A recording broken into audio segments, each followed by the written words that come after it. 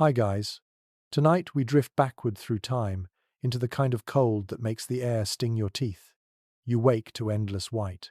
The storm has swallowed the world, and the cabin's fire, your one promise of warmth, has coughed its last ember. Wind presses against the walls like a living thing, a low growl you feel through the floorboards. The room smells of wool and smoke, but both are fading. You're wrapped in every blanket you own, and still, your toes ache like they've turned to glass. You probably wouldn't survive this not without knowing what they knew.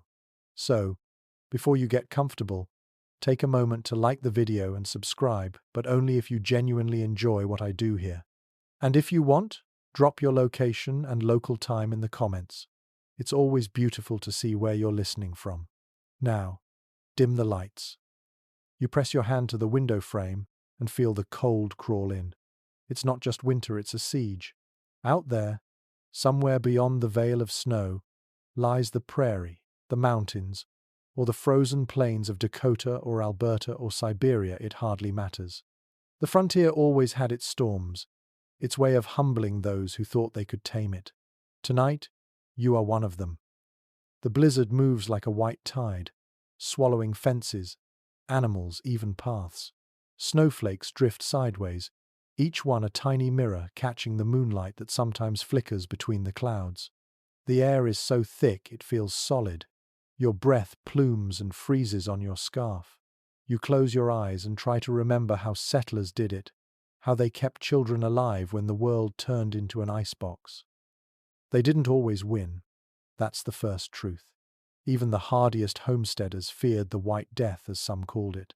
But those who survived left clues, small, quiet ones written in diaries that creaked like their frozen doors. Historians still debate whether survival came down to preparation, luck, or pure stubborn spirit. Maybe it was all three. You imagine a family, let's call them the McCarthys, somewhere in the late 1800s. They've lost their fire. The blizzard has piled snow halfway up the window. The father has been gone since dawn, trying to dig out the oxen. The mother sits with 3 children under a buffalo robe, whispering stories to keep their jaws from stiffening in silence. The baby's breath fogs her shoulder. Their lamp oil ran out hours ago. Still, she hums. She hums to drown out the wind, that shrieking, ghostly whistle that sounds almost human. It's easy to romanticize this scene, but let's not. The frontier was not quaint, it was cruel. Yet, within that cruelty, there was a strange beauty. When the temperature plunged to -30 degrees Celsius, and the air itself seemed to freeze mid-breath, time slowed.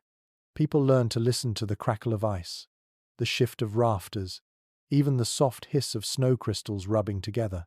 Those sounds told them things. They said, "You're still here. You're still alive." Frontier families developed instincts we've long forgotten. They could tell the hour by the shade of blue in the sky.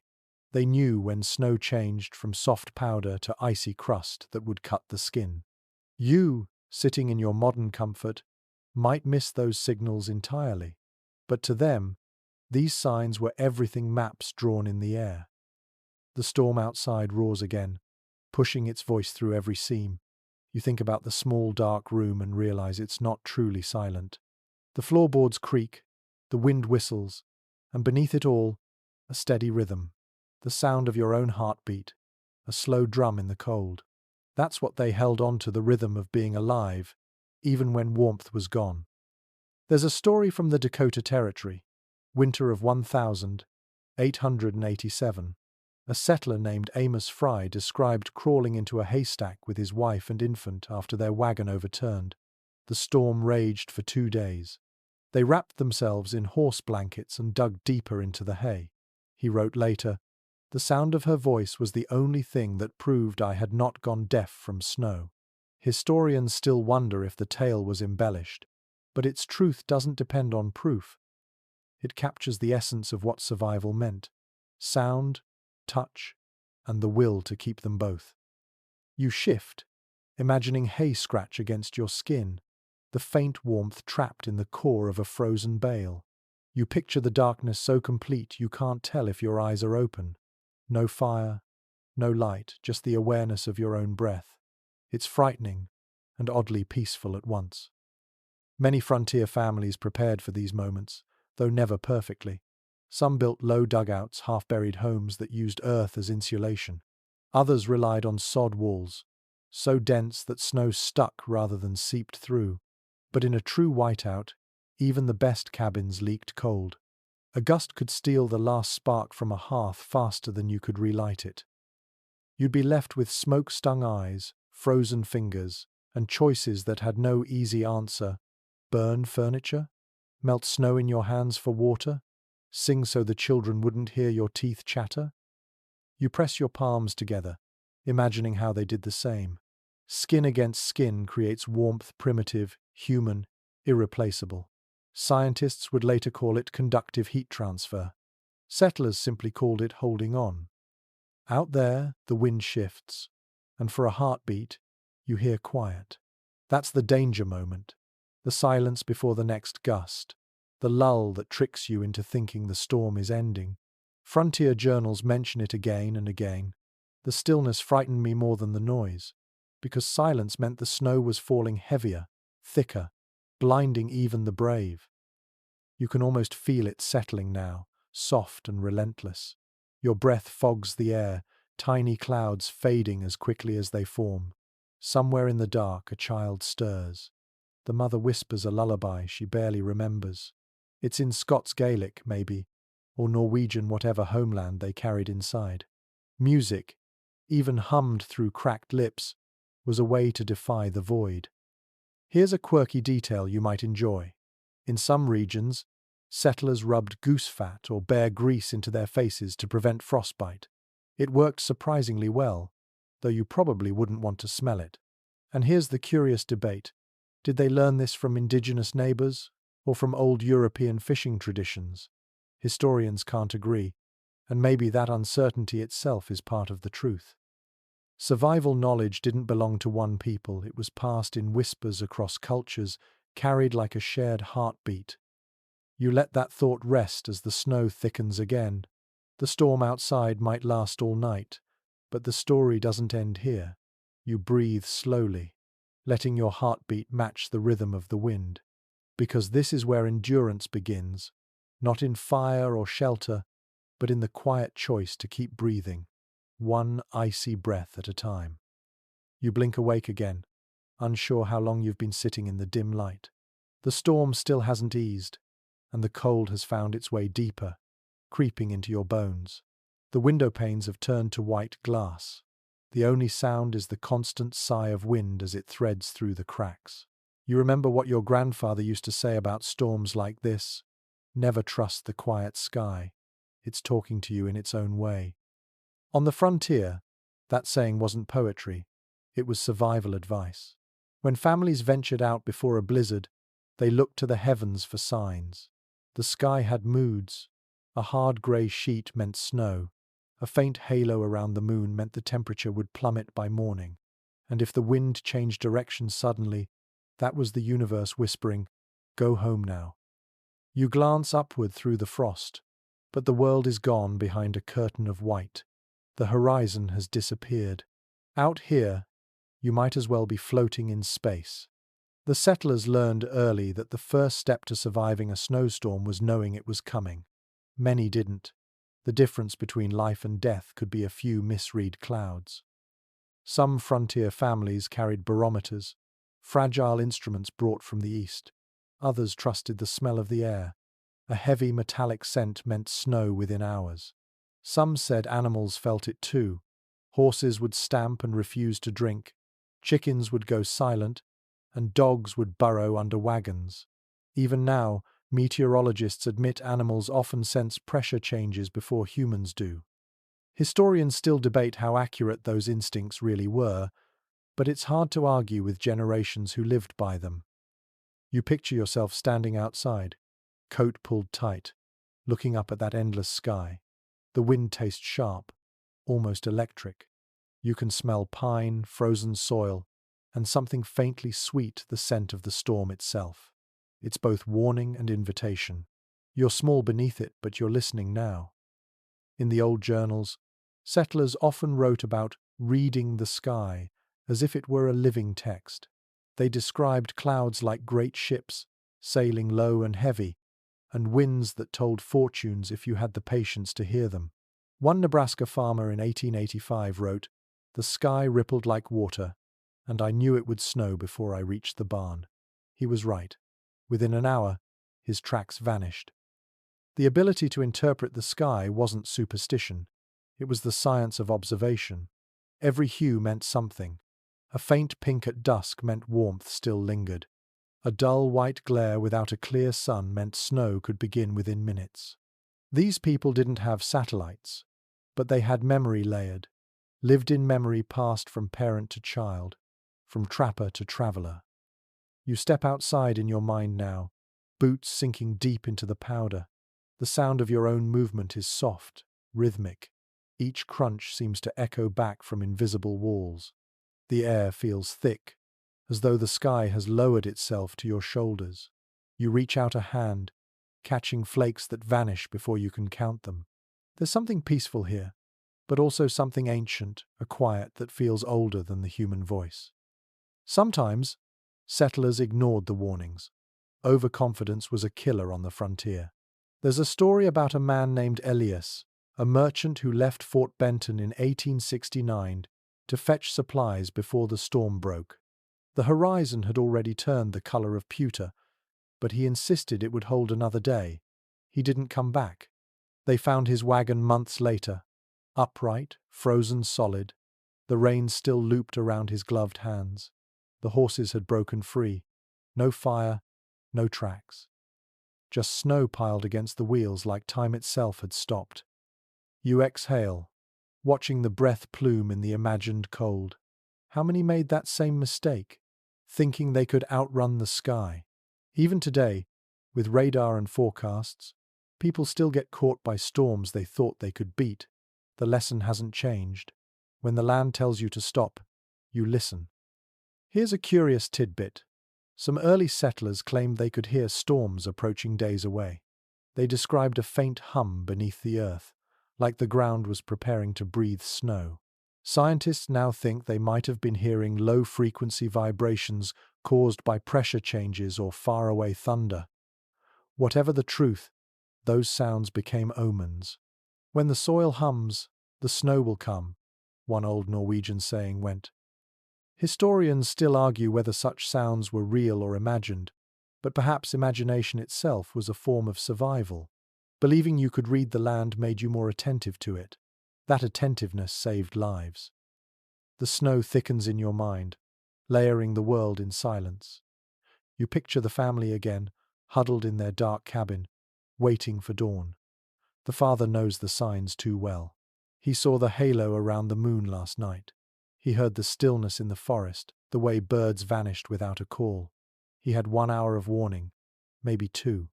It was enough to stack hay against the north wall, to bring the cow inside, to fill every pot with water before the pump froze. Small acts, but in a storm like this, they were everything. You imagine his hands now cracked, numb, fumbling with rope and latch. His breath steams as he glances upward. The snow begins like powder, light as ash. Then it thickens. He shuts the door. That sound, the final thud of wood against wood, is the last human noise before the world becomes white. Inside, the family waits. The wind hits first, shrieking across the roof. Then comes the cold, seeping through every seam. The youngest child asks if the sky will fall. The mother says no, but her eyes flicker toward the ceiling as snow starts to build above it. She has learned that the sky does fall, in its own way, every winter. Outside, the wind sculpts drifts taller than fences. Inside, the air grows heavy with breath and fear. You realize how precise survival had to be, how reading a sky correctly could mean the difference between dawn and oblivion. Even now you can practice that old habit. Step outside before a storm and look up. Feel how the air presses closer, as though the planet itself is inhaling. Listen to the wind's edge, it sharpens before the first flake falls. The frontier families weren't mystics. They were observers, artists of attention. They looked at the same sky you do, only with more at stake. You take another slow breath, letting the imagined cold fill your lungs. The storm isn't over yet, and neither is their night. Somewhere beyond that window, the wind changes again. The family hears it and knows. The heart of the blizzard has only just begun. You sit with the sound of the wind still in your ears. The night has deepened, but you can feel life continuing in the small, fragile spaces within the storm. If the first rule of survival was learning to read the sky, the second was learning to read each other. On the frontier, warmth wasn't always made of wood and flame. It was made of closeness, of shared breath, of trust that no one would give up before the morning. Inside the tiny cabin, every inch of space matters. The McCarthy family you imagined earlier now leans together on a straw mattress covered in a patchwork quilt. Their bodies touch shoulder to shoulder, knee to knee. It isn't comfort so much as necessity. The youngest child is pressed between her parents, her hands tucked into the crook of her mother's arm. The smell of damp wool and cold skin fills the air, heavy and strangely intimate. You can almost feel the press of that closeness yourself. In the dark, the world shrinks until it is only the space that can be shared by a few bodies. People who lived through such nights said that silence could drive a person mad if it wasn't broken by the sound of another's breath. Body heat was more than metaphor. It was a resource. Two people huddled together could raise the air temperature between them by several degrees. Whole families learned to arrange themselves like puzzle pieces, letting no warmth escape. A modern physicist might explain it as conserving radiant energy, but they would miss the human part of it, the trust, the pulse you can feel through someone else's back when everything else is frozen still. One diary from a settler in the Wyoming Territory describes sleeping in layers of people. The father on one side, two sons in the middle, mother and baby on the other. They rotated positions through the night so that no one froze on the outer edge for too long. That rotation became almost ritual. It was the choreography of endurance. Historians still argue whether this practice originated from necessity or from older European winter customs, but it likely came from both. Survival doesn't care where a good idea was born. The air inside such a shelter grew heavy, moist and often sour, but it meant life. Condensation gathered on the beams, dripping like slow rain. Blankets stiffened with frost at their edges. Yet there was comfort in that dampness, because it meant the air was warm enough to hold water at all. You think about what it must have sounded like in that room. The creak of the wind outside, the soft rustle of breathing, maybe a low hum from the mother. Songs were a form of warmth too, not for the body, but for the mind. When people sang, even in whispers, they reminded each other they were still human, not ghosts caught in snow. The frontier was full of small tricks like that. A family might heat stones in the last embers of the fire and tuck them under bedding. They might wrap feet in burlap, stuffed with dry grass. They would rub each other's arms with rough cloth to keep blood moving. The smell of lanolin and smoke clung to everything. It was messy and simple, and somehow it worked. Here's a curious bit of history. Some families rubbed their wrists and ankles with bear grease before sleeping. It supposedly trapped heat and repelled frostbite. Modern science says the effect was minimal, but the ritual mattered. It gave them a sense of control when nature had taken everything else, and it probably did protect the skin from cracking in the dry air. Historians still discuss whether such folk remedies were learned from indigenous neighbors or from European folklore brought across the sea. It was probably both, woven together the way survival knowledge often is. The border between wisdom and myth was thin in the cold. You imagine now the air around you growing still, heavy with quiet. The family's breaths rise and fall in unison. Their heartbeat becomes a single pulse. You can almost hear it if you listen long enough. Outside, the storm still shrieks, but it is losing strength. Snow presses against the walls like a living thing. Inside, time has slowed until it feels like a dream. Maybe this is how they endured, by shrinking the world to one warm pocket of humanity and refusing to think beyond it. There are stories of neighbors finding families days after such storms, alive under collapsed roofs, bundled together like cocoons.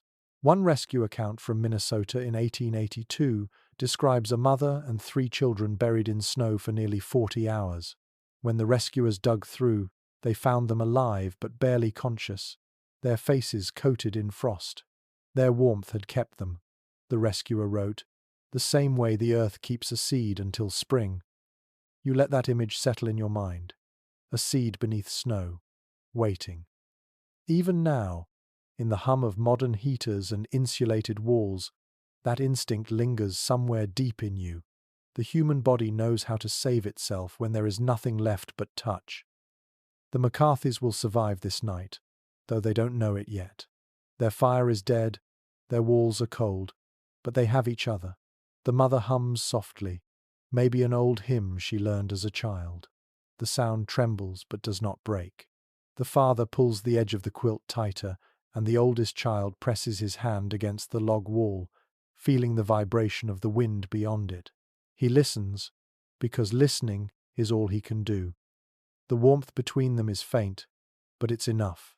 Enough to last until the next sound comes, the faint crack of timber outside, the sigh of shifting snow, the proof that the world beyond the cabin is still moving. You exhale and imagine your breath mixing with theirs. For a moment, it feels as though you are in that room, part of the small circle of life holding against the dark. You can almost smell the wool, the faint salt of sweat, the sweetness of survival. They don't speak of fear anymore. They have folded it into their rhythm, made it part of their breathing. And when morning comes, if it comes, they will say they endured by faith, or by luck, or by God's mercy. But the truth is simpler. They endured by staying close, by holding one another, until the storm ran out of rage. The night has settled into that strange rhythm only storms know. It breathes in gusts and sighs, then holds its breath again, as if the earth itself is thinking. Inside the buried cabin, you hear the faint scrape of snow sliding off the roof, the sigh of the wind shifting its pitch. The family barely moves now. They have entered the quiet patience that comes when there is nothing left to do but wait. Snow is not just snow. To frontier families, it had dialects, textures, and moods. They could tell its meaning by the way it fell or the sound it made underfoot. To them, it was a living element, both friend and enemy. The snow could insulate a home like a soft blanket, or crush it with weight if ignored. Knowing which it would be was part of the unspoken language that determined survival. Early settlers often spoke of listening to the snow. It wasn't poetic, it was practical. When the snow creaked like dry wood, the air was cold enough to burn lungs. When it hissed faintly, the flakes were melting slightly as they fell, warning that a crust of ice would soon form. Travelers learned that certain snow could hide streams still running beneath, waiting to swallow boots or hooves whole. Contemporary journals mention a saying, "Powder lies, crust kills." It reminded people that light snow was harmless, but heavy, hard-packed drifts could trap wagons or collapse roofs. Knowing the difference came from years of watching, walking, and listening. A curious little detail from that era is that children were often sent outside during short lulls to speak to the snow. They would press an ear to a drift and report what they heard. Some said it hummed or whispered. Parents used the game to teach them how to sense air changes and to keep fear at bay. Later observers have wondered whether these whispers were the faint vibrations of wind traveling through layers of ice. The question has never been settled completely, but it reveals how deeply people read meaning into every sound. You crouch beside them in imagination, placing your ear against the packed surface. The snow feels alive. It gives slightly beneath your weight, soft yet cold enough to sting your cheek. Beneath the surface, there is a silence so deep it feels like a heartbeat you cannot quite hear. The McCarthys, still huddled in their cabin, know the snow by sound and by smell. It smells faintly of iron and pine resin. The father mutters that it is heavy snow, meaning the flakes are thick and wet. The mother knows that kind will build fast against the door. She tells her oldest boy to keep checking the cracks near the floor, to make sure air can still pass. They cannot open a window, or the wind will pour in like water. In another time, scientists would measure the insulation value of snow and confirm that a thick drift can hold a steady internal temperature near freezing, even when the air outside is far colder. Settlers learned this through experience. When a cabin was buried, it sometimes grew warmer, not colder, because the snow trapped heat from the bodies inside. The danger came when the roof gave way or air grew too stale to breathe. There's a story recorded in a Manitoba diary from 1874 about a family who survived 4 days under snow after their sod house collapsed. They dug small holes through the roof using a broom handle to let air in. When rescuers arrived, the house looked like a white mound with one stick poking out of it. The rescuers said the air inside was damp but warm enough that a candle still burned. Scholars remain divided over whether this tale was exaggerated, but such accounts helped inspire later Arctic explorers to study snow as insulation. You breathe in slowly and picture how it must have felt to live inside a mound of snow, cut off from the world but wrapped in a cocoon of silence. The air thick with breath, the walls glowing faintly from the reflection of buried light. Even fear must have felt muted there, softened by the soundless weight pressing from all sides. Snow could save or destroy, depending on how well one understood its voice. The settlers learned that when snow became hard as stone, it reflected sound differently. A shout could travel far on such nights, echoing like glass. Some families used that quirk to call to distant neighbors during blizzards. They would open a door for a moment and yell a name toward the wind, hoping the frozen air would carry the sound. There are accounts of people shouting greetings across half a mile, their voices oddly clear. Modern physics would call it refraction of sound waves in dense, cold air. At the time, it felt like a miracle. You can imagine the father doing this now. He opens the door a crack and calls once into the dark. His voice disappears instantly. Then, faintly, another call answers back, so distant it might only be the echo of his own. He shuts the door again, but the sound stays with him, proof that someone else, somewhere, is still alive. Inside, the family listens to the snow's rhythm. The flakes patter against the walls, soft as whispered words. The mother says it sounds like a lullaby. The youngest child asks what the song means. The father says it means they will see daylight again if they stay quiet and wait. You can almost feel that patience. It stretches time until it becomes gentle. The storm outside no longer feels like an enemy. It has its own heartbeat, slow and relentless, and all you must do is match it. There is a calmness in that thought. Maybe that is why people remembered these storms with a kind of reverence afterward. In diaries written months later, they spoke of the snow as though it had consciousness. It punished and protected in equal measure. As the night drifts on, the snow keeps falling. The sound changes again, softer now, like ash. The wind has tired itself out. The family feels it too. They breathe easier, though they dare not move. Somewhere under that endless white, life waits in silence, learning again the language of snow. The blizzard keeps breathing outside, but something has changed. The air no longer howls like a living creature. It murmurs. The fury is turning inward now, softening into a quieter kind of danger. Inside the cabin, the family begins to notice the weight of snow pressing down on the roof. A deep, groaning sound travels through the rafters, slow and rhythmic, like the moan of a ship in ice. You tilt your head, listening, because you know that sound means it is time to act.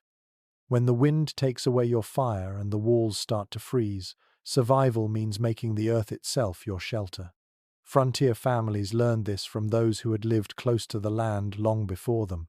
Digging into snow was not madness, it was strategy. They called it burrowing, and it saved more lives than any fireplace ever could. The father in your story reaches for a shovel. He cannot risk opening the main door. The drift would collapse inward. Instead, he uses a trapdoor near the floor that opens to the lean-to, the small structure where they keep feed and tools.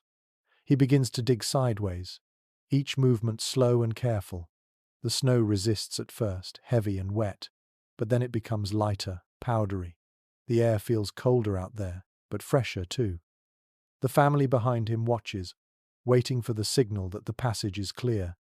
Frontier records describe this method in calm, practical language, as if carving a tunnel through ice were just another daily task. According to pioneer notes from the 1880 seconds, settlers often built snow caves when stranded far from home. A hollowed drift, if shaped right, could trap warmth and block wind better than a tent. In some Arctic regions, similar shelters were crafted by indigenous peoples for thousands of years. Later explorers admitted they had borrowed the idea completely. A curious little fact from one expedition journal mentions that people sometimes lined their snow burrows with spruce branches to keep walls from melting from body heat. If branches were scarce, they used dried grass or animal hides. The walls glowed faintly, lit by a tallow candle or a bit of whale oil in a tin cup. The smell of smoke mixed with the scent of pine and snow, creating a perfume that was half comfort, half warning. Researchers today note that snow caves can maintain a steady temperature just below freezing, even when the air outside drops far lower. The warmth of human breath and bodies becomes trapped inside, turning the space into a fragile cocoon. Those early families did not know the science, but they understood the feeling of it. The sudden hush, the still air, the faint sound of snowflakes sliding across the ceiling like sand in an hourglass.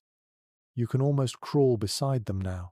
Your hands sink into the cold, damp crystals. The snow presses close, and for a moment you feel buried, but then you notice the quiet. It is not the silence of death, but of protection. Every sound is softened, every breath caught and returned. In one account from the Montana frontier, a man trapped in a wagon storm used his own overturned sled as a roof, then packed snow around it until he had made what he called a house of air. He claimed it was warm enough to remove his gloves after an hour. Experts remain uncertain how accurate that story is, but the phrase itself survived. A house of air became a poetic way to describe the strange peace of being held inside the storm rather than fighting it. The McCarthys do something similar now. The father digs, the son scoops snow behind him with a tin bowl, and the mother gathers blankets. They crawl one by one into the hollowed space and sit together, backs against the smooth white wall. The air is cool but still. Outside, the wind has grown faint, its roar now a faraway whisper. Inside, the snow glows faintly with reflected moonlight. The mother rubs her hands together, feeling her fingertips burn as circulation returns. She smiles faintly, whispering that the snow feels alive, as if it is breathing with them. The father says that is because it is holding their heat. He does not know he is describing a form of natural insulation. He only knows that the air feels kind now. A strange little practice mentioned in settler diaries was to press a metal spoon into the wall of a snow shelter. If it frosted quickly, the family knew they needed to open a small vent for air. If it stayed clear, the space was safe. The trick saved many from suffocation when snow sealed too tightly around them. You can almost picture it now, that dull spoon catching faint light, glistening with frost.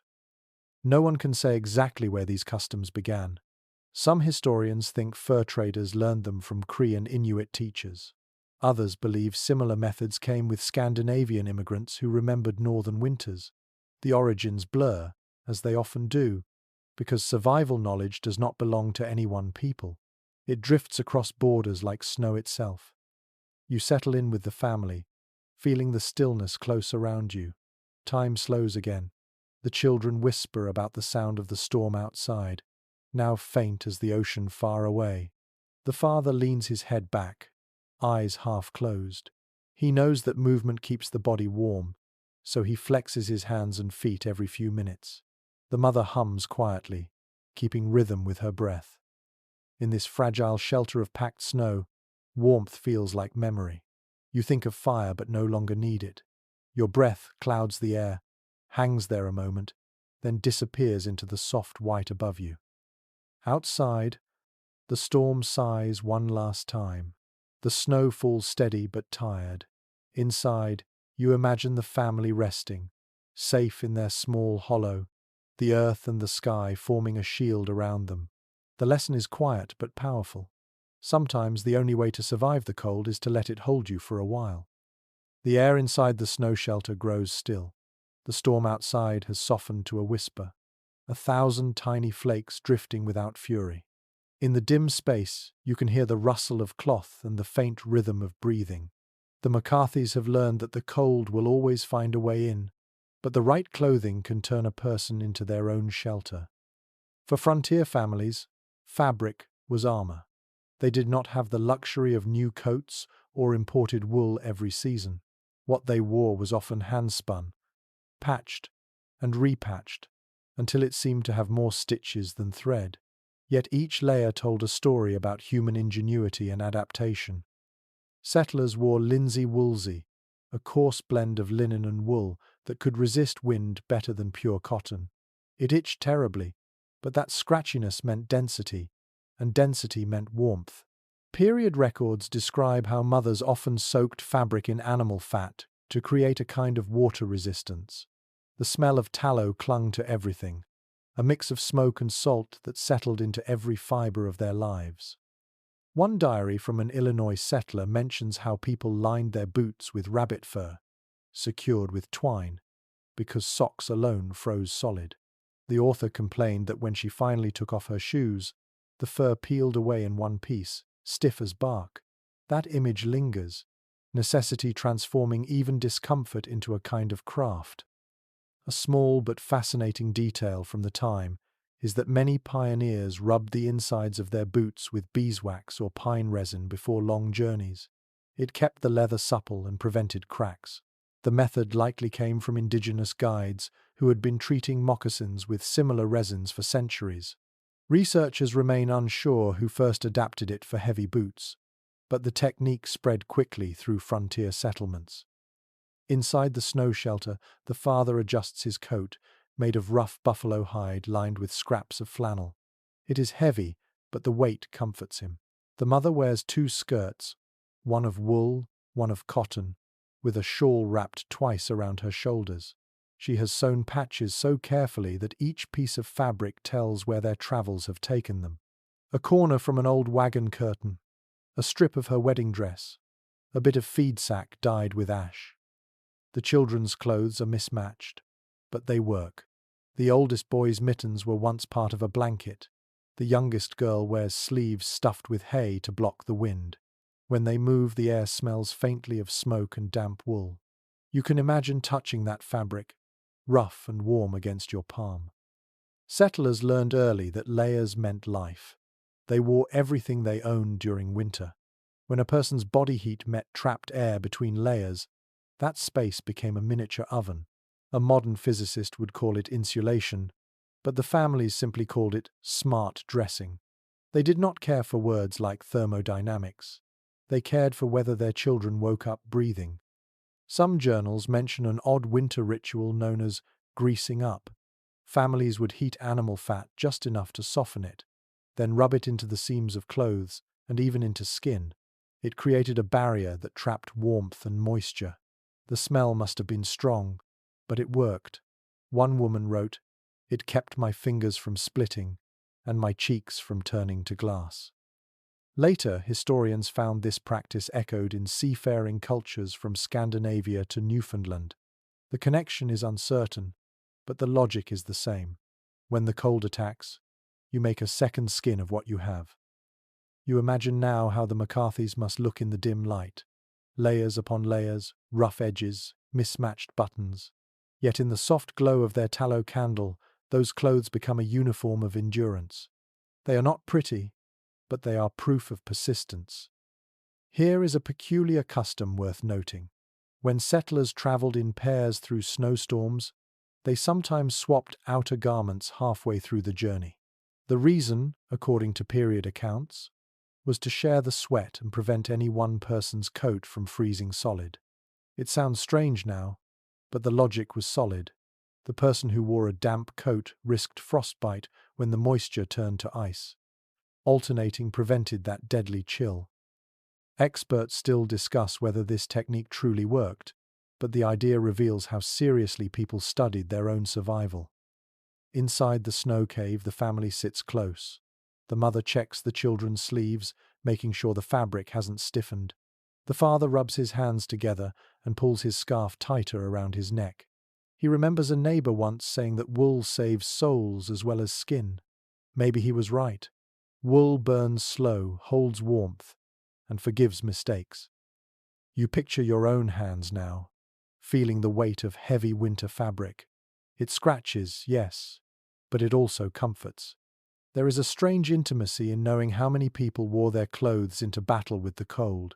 Every patch, every stitch, a declaration of hope. It is easy to forget that what we now call survival gear was once handmade by candlelight. No synthetic fibers, no zippers, only needles, thread, and faith in skill. Some historians believe frontier women were the true engineers of winter endurance, designing garments that could keep whole families alive through months of frost.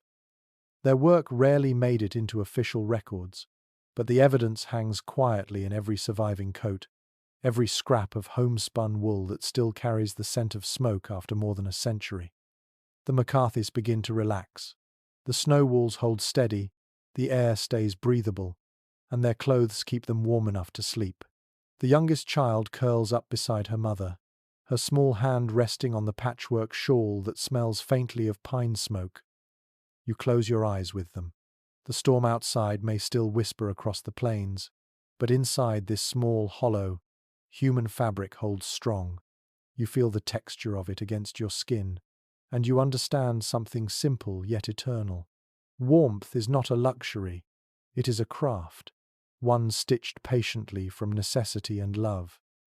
The hours stretch quietly inside the hollow.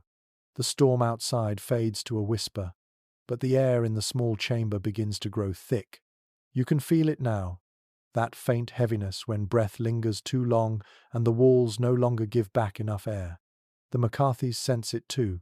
The youngest child yawns and coughs softly. The father knows the danger. It is not the cold that kills first, but the air itself. Settlers who lived through deep winter storms learned that snow shelters could become both protection and trap. When snow sealed too tight, carbon dioxide built up from the warmth of human breath. Without a vent, sleep could turn into stillness that never ended. Period writings record many such warnings. In one Minnesota almanac printed in 1886, a line reads simply, "Air is life. Carve it, or lose it." The father begins to scrape a small hole near the roof with the handle of a spoon. The snow resists, packed hard by its own weight, but soon a thin draft touches his face. Cold air rushes in, clean and sharp as glass.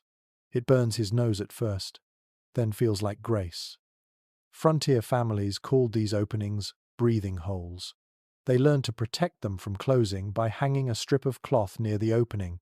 If the cloth moved, the air was still flowing. If it hung still, it meant death was near. Later, explorers would adopt the same trick, calling it an air flag. Scientists today recognize this as a simple way to monitor ventilation, but back then it was instinct mixed with trial and error. A curious little detail mentioned in the diary of a trapper from Manitoba tells of people melting snow inside a tin cup to keep air humid enough to breathe comfortably. Dry cold could cause throats to crack and lungs to ache. By letting a little steam fill the shelter, they created a balance. The method was so effective that modern survival manuals still recommend it. You can almost feel the steam now. It curls softly in the dim space, blurring the light of the tallow flame. The family watches the vapor rise and disappear into the white ceiling. The air grows easier to draw, though the temperature dips slightly. Comfort always came with a price out here. The father sits back and closes his eyes. His mind drifts to the stories neighbors used to tell of travelers lost in snow who built fires inside sealed caves and never woke. The soot marks found later told the story. Such tales became warnings passed from settlement to settlement. No matter how cold, never light a large flame inside snow. The smoke suffocates faster than frost.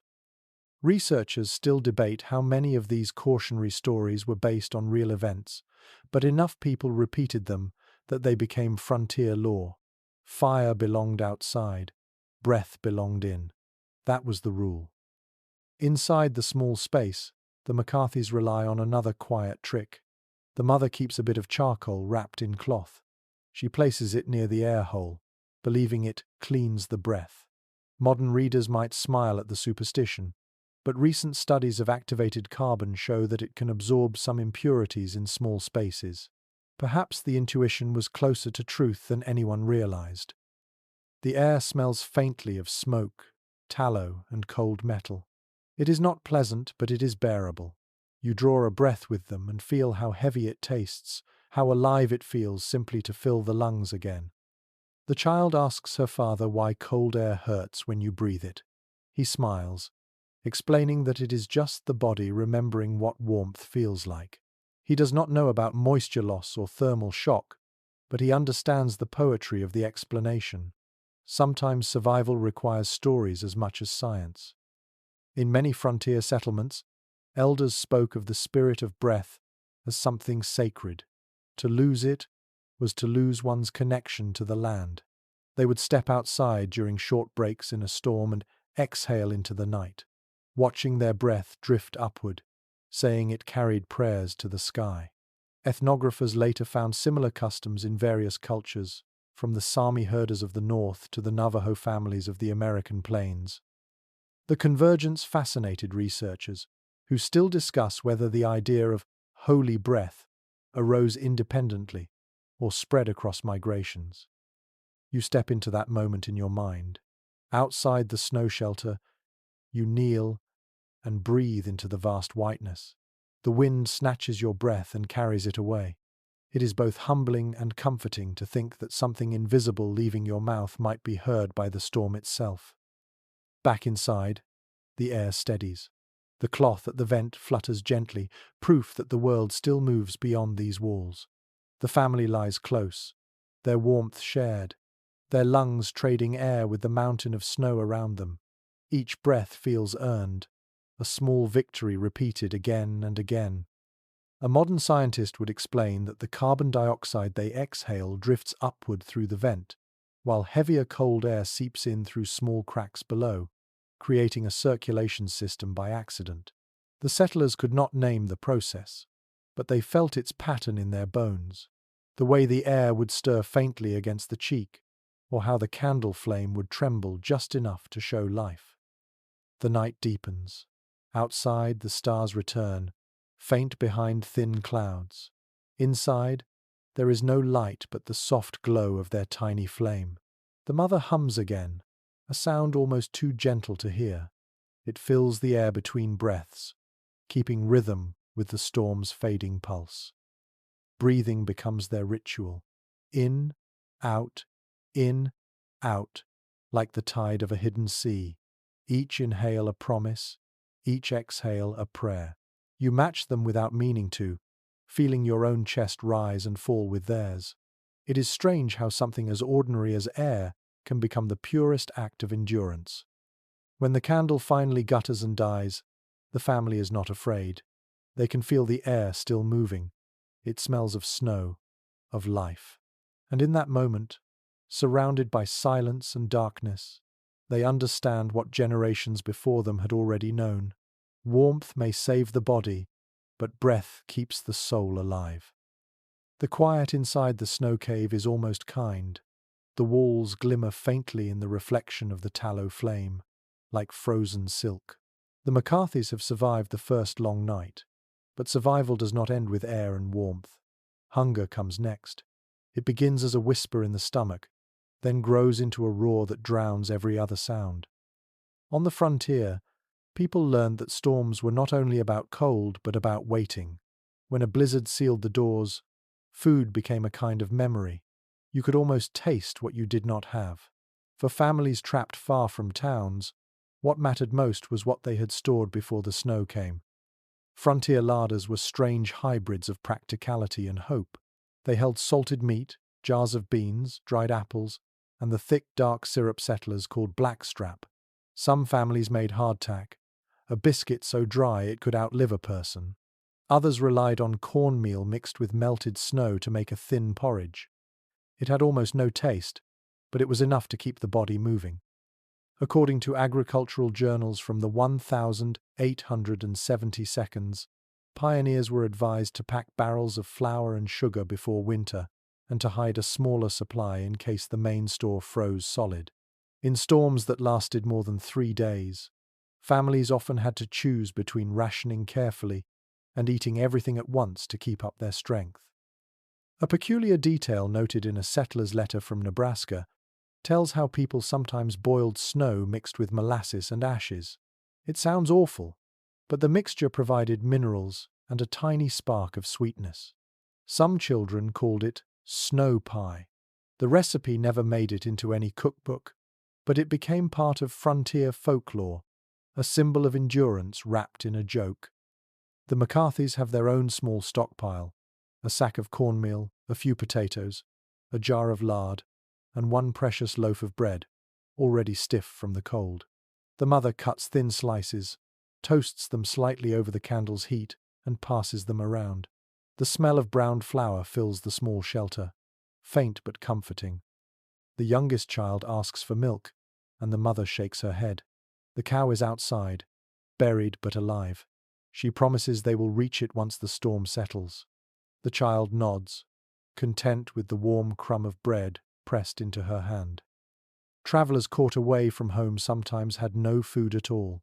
They learned to eat the bark of young trees, scraping away the tough outer layer to reach the soft inner flesh. Modern studies show that this inner bark contains small amounts of starch, enough to give weak bodies another hour or two of strength. No one would call it pleasant, but survival rarely is. One explorer's log from 1859 records a man melting snow in a tin cup and adding a button from his coat for flavor. It was meant as humor, but it speaks to how the mind copes with hunger by turning it into story. The imagination feeds the spirit when the body has nothing left. Experts still discuss how frontier families balance nutrition and psychology. Some believe that ritual praying before a meager meal or describing it aloud helped people feel full. Others think it was simple willpower, honed by years of scarcity. Either way, it worked. Families who stayed calm lasted longer. Inside the shelter, the McCarthys eat slowly. The father takes the smallest piece and gives the rest to his children. He pretends to chew long after his food is gone, hoping the sound of it will comfort them. The mother hums quietly, a rhythm that fills the pauses between bites. The sound of eating in such silence is strange. Each crunch, each swallow, echoes softly against the snow walls. You can hear it too, that small music of survival. It feels almost sacred. Here is a curious practice worth remembering. Some families melted snow not just for water but for tea made from willow bark or pine needles. It tasted bitter, but it contained vitamin C, preventing a disease that settlers called winter rot. Later, scientists identified it as scurvy. By chance or intuition, these rough teas kept them alive. The McCarthys do the same. The mother drops a few needles from the evergreen branch she keeps for kindling into the pot of warm water. The air fills with a smell like clean wood and sap. The children wrinkle their noses, but they drink it anyway. The father tells them that in Norway, where his grandfather came from, people called it forest tea. The storm outside sighs, sending a faint shiver through the snow walls. The family finishes their small meal and settles back under their blankets. Hunger is still there, but quieter now, like an old animal that has decided to rest. Somewhere in the distance, a wolf howls. The sound travels through snow like a note through a drum, deep and low. The father listens, then smiles faintly. He knows the wolves will not come close tonight. The smell of smoke and human breath keeps them away. Still, that sound reminds him of the world beyond this white cocoon, where life still moves under the open sky. Researchers who study historical survival stories often note how people described food in poetic terms after long isolation. A slice of bread became a gift from heaven, a spoon of lard, the taste of the Sunday. It is not exaggeration, but gratitude. Hunger teaches reverence. The family drifts toward sleep again, their stomachs not full but not empty enough to despair. The snow above them creaks softly, settling. You close your eyes and imagine the smell of pine tea, the faint warmth of shared breath, and the taste of bread baked weeks ago but still sacred. This is how they endured nights without fire or feast, by transforming necessity into ritual and hunger into quiet prayer.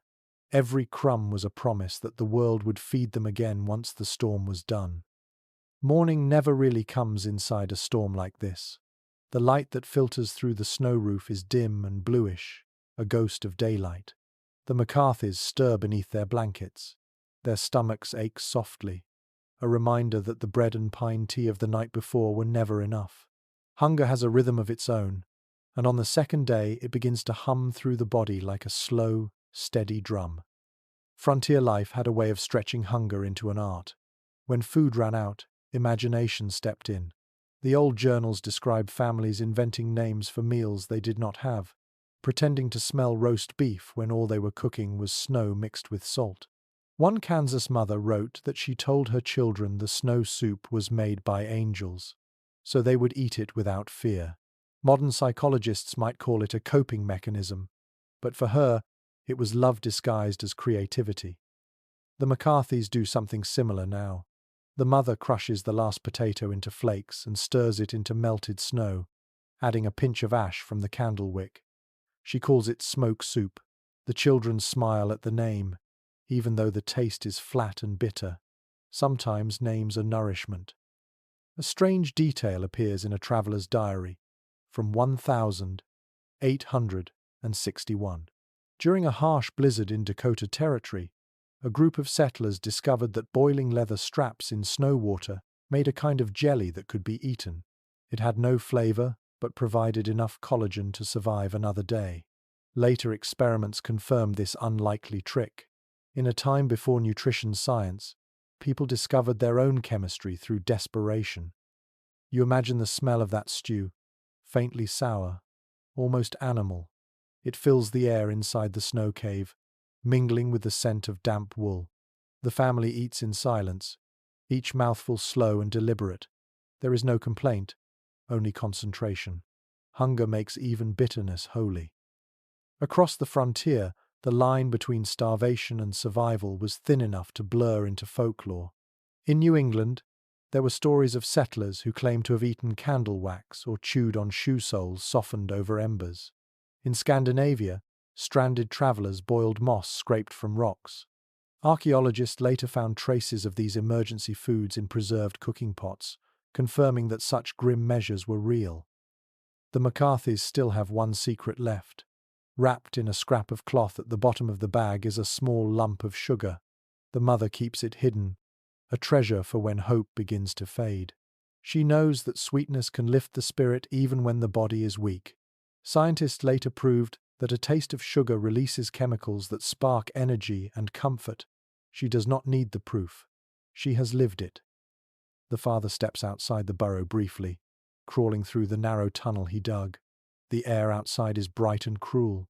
The world looks erased, every landmark buried under smooth white hills.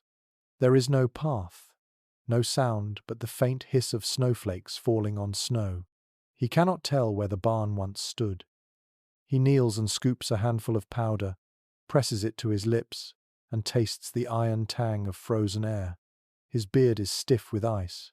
He listens for the lowing of their cow but hears nothing. Still, he knows the animal might be alive, trapped somewhere under a drift. The warmth of large creatures can keep them breathing for days. He whispers a promise to dig for her when the wind dies completely. He returns inside, bringing the brightness of the outside world with him for a moment. The children blink, dazzled by the faint light reflecting off his coat. The mother reaches for his hands and rubs them to restore warmth. He nods silently, and she knows the storm has not yet released them. In times like these, families invented rituals to remind themselves that life still had rhythm. Some kept a small stick or nail and carved tiny marks for each day spent waiting. Others recited prayers or poems from memory, not out of piety, but for the comfort of repetition. In one settler's diary, A mother wrote a single line for each storm day. Still here, still breathing. Scholars have noted how such minimal records resemble modern meditation practices, focusing the mind on the present moment rather than on fear of what comes next. The human mind finds strange grace in structure, even in chaos. Inside the shelter, the mother hums the same tune she sang the night before. The melody repeats until it becomes a kind of heartbeat for the family. The children close their eyes and begin to sway gently with it. The father listens, his hunger dulled by the sound. A curious practice mentioned in a Montana newspaper from 1888 described settlers chewing pine resin during food shortages. It kept the mouth busy, produced a faint sweetness, and made the stomach believe it was working. The editor called it forest chewing gum. Archaeologists later found dried clumps of resin near abandoned cabins, proof that the custom was widespread. The McCarthys do not have pine resin, but they have snow. The mother gives each child a handful to melt in their mouths. The cold numbs their tongues and quiets their thirst.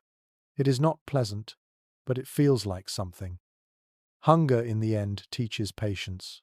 It forces the mind to slow down, to let go of panic, and remember that storms pass even when they seem eternal. Every bite, every swallow, every moment of stillness becomes a small act of defiance. The wind outside sighs again, softer now. The snow has stopped falling for the first time in 2 days. Through the thin walls, the family can hear faint creaks and drips as the temperature shifts. The father smiles for the first time. The worst of it might be ending. He does not say this aloud. He knows hope can be dangerous if spoken too soon. Instead, he closes his eyes and breathes deeply, letting the air fill his chest. It smells faintly of smoke, wool, and something new, the scent of thaw beginning. You can feel it too. Somewhere far above, the sky is brightening. The hunger remains, but so does something stronger. A pulse beneath the snow, a quiet knowledge that life is waiting for them beyond the white silence.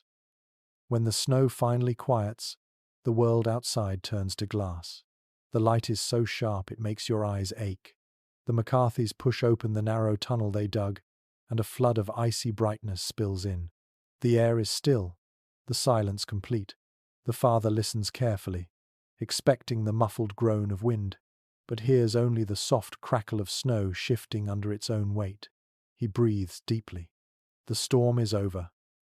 But the cold remains, heavier than before. Without the blizzard's movement, the air sits like a stone. It feels colder in stillness, sharper against skin. The family huddles again, reluctant to step fully into that frozen light. Their breath clouds and drifts upward, touching the low ceiling of their shelter. For the first time, they can hear faint sounds from the world beyond the distant rustle of something alive. A shape moves near the entrance. At first, they think it is the wind. Then comes a soft snort, a thump of hooves. The oxen. Against every chance, the animals have survived. They are half buried in snow but standing close, drawn by the smell of people. The father crawls forward and brushes frost from their hides. The warmth radiating from those broad bodies feels like sunlight. On the frontier, animals were not only labor, they were living furnaces. Families knew that when firewood ran out, the next best source of warmth came from fur and blood that still moved. Settlers wrote of sleeping in barns beside cows or horses, their breath turning frost to steam on the walls. According to one farming guide from the 1870s, a cow's heat will warm a stall more surely than any hearth. The McCarthys move carefully through the snow tunnel until they reach the animals. The oxen's flanks steam faintly in the cold. The family presses close to them, feeling the heat through their thick hides. The father laughs softly, a sound that startles even him. For the first time in days, warmth touches his face. A curious note appears in a Norwegian immigrant's journal from 1864. He wrote that when his family was trapped in a mountain pass, they slept between their goats, covering everyone with a single wool blanket. They breathed, and we breathed, and the night was not so cruel. he wrote. Later researchers confirmed that shared body heat between humans and animals can raise the ambient temperature in small shelters by several degrees. No one at the time knew the numbers, but they understood the result. The McCarthys lead their animals toward the side of the cabin where the snow is shallower. The father uses his hands to dig an opening large enough for them to lie close. The smell of warm hide fills the air, heavy and earthy. The youngest child buries her face against the ox's shoulder and sighs, murmuring that it feels like hugging the world itself. In other parts of the frontier, dogs played this role. Sled teams in northern territories often slept curled beside their masters, tails over noses, forming small circles of warmth. One explorer described it as sleeping inside a heartbeat. The bond between person and animal was not sentimentality, it was mutual survival. The mother knows this too. She strokes the ox's side, whispering thanks in a voice barely audible.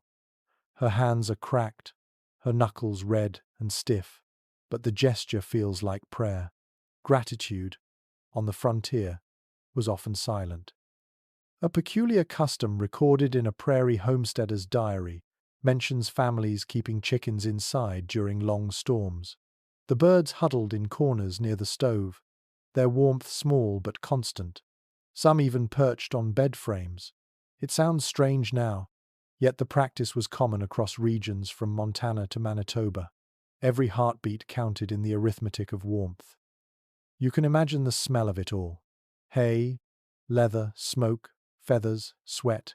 The texture of life pressed close together in defiance of the cold. To the McCarthys, it is the smell of safety. The father feeds the oxen a handful of dry hay from a frozen sack. The animals chew slowly, their jaws moving in steady rhythm. The sound is hypnotic. The children watch as the beast's breath curls upward, mingling with their own, turning the small space into a cloud of life. There is another story, passed down among ranchers, about horses saving their owners by standing against the wind. One man in Wyoming claimed that during a whiteout, he pressed himself against his horse's chest, using it as a living wall until the storm passed. He said he could feel the animal's heart beating through the layers of his coat. Scholars still discuss whether such tales are embellished, but even if they are, the image endures.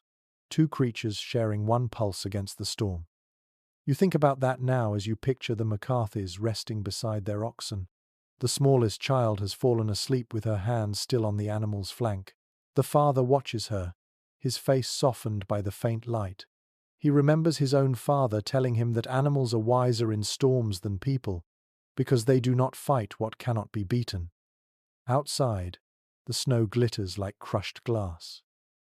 The world has stopped moving, frozen in perfection. Inside, the sound of chewing and breathing fills the space. It is a music older than language. There is comfort in this strange intimacy between species. On the frontier, such bonds blurred the lines between family and herd, between wildness and civilization. It was not sentiment but partnership, forged by necessity. In modern times, people might call it empathy. For the McCarthys, it is simply life recognizing life. The mother finally speaks. She says softly that when the snow melts, they will thank the oxen first, before even lighting a new fire. The father nods. He understands the order of gratitude. The animals shift slightly, settling into the snow. The warmth between bodies builds again, slow and steady. The father closes his eyes, and for the first time since the storm began, sleep comes without fear. You can feel it too, that gentle calm that follows survival's hardest hour. It is not triumph, not victory, only the quiet joining of breath and heartbeat in a frozen world. In this small, glowing hollow beneath the ice, humankind and the creatures of the earth rest together, sharing the warmth that no storm can steal.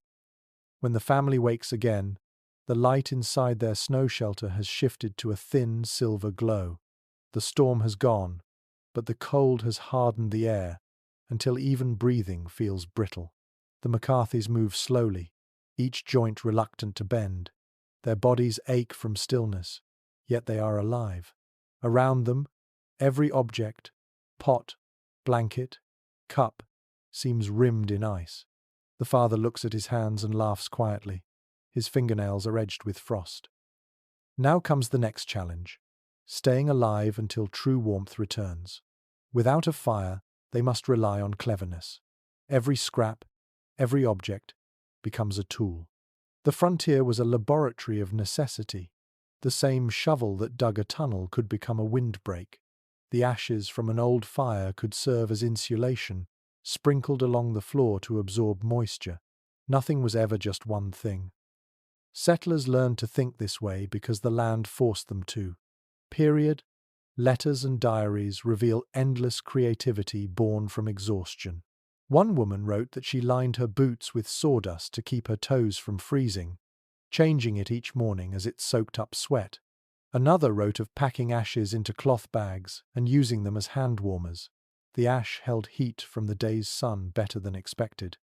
Scientists who tested this later found that wood ash retains a trace of warmth long after a fire dies, due to the trapped carbon particles within it. A curious habit among trappers involved using cast iron pots as miniature furnaces. They would place hot stones or coals inside and cover the pot with a lid, letting it radiate gentle heat for hours. The technique was passed from voyageurs to homesteaders, eventually becoming known as pot heat. Many journals mention it, but few describe the smell, the faint metallic scent of old iron warming the air, mixing with wool and smoke. It was comfort in its rawest form. The McCarthys have one such pot. It is blackened from years of cooking, its handle rough with rust. The father fills it halfway with ashes from the last fire and sets it near the center of the shelter. The ashes are cold now, but he knows that even cold ash dries the air and keeps frost from forming on the blankets. He stirs them once, the soft grey dust rising like ghost smoke. Inside the small chamber, every movement stirs a little hope. The mother unpacks a scrap of cloth that once covered the bread loaf. It is stiff with ice, but she folds it carefully and lays it over the pot as if guarding something precious. The children watch, their faces pale but calm. Across the frontier, small inventions like this became part of household folklore. Families shared tricks with neighbors during the short summer months, trading advice the way others traded seeds. One homesteader's manual from 1883 included a list titled "Things That Save the Night," describing methods to hold heat when the fire failed. Among them were placing heated stones under straw mattresses, hanging quilts over doors, and rubbing iron tools to generate friction warmth. Modern readers might smile at such simplicity, yet each trick represented generations of trial and adaptation. Another peculiar method involved filling cloth sacks with dry dirt and keeping them near the body.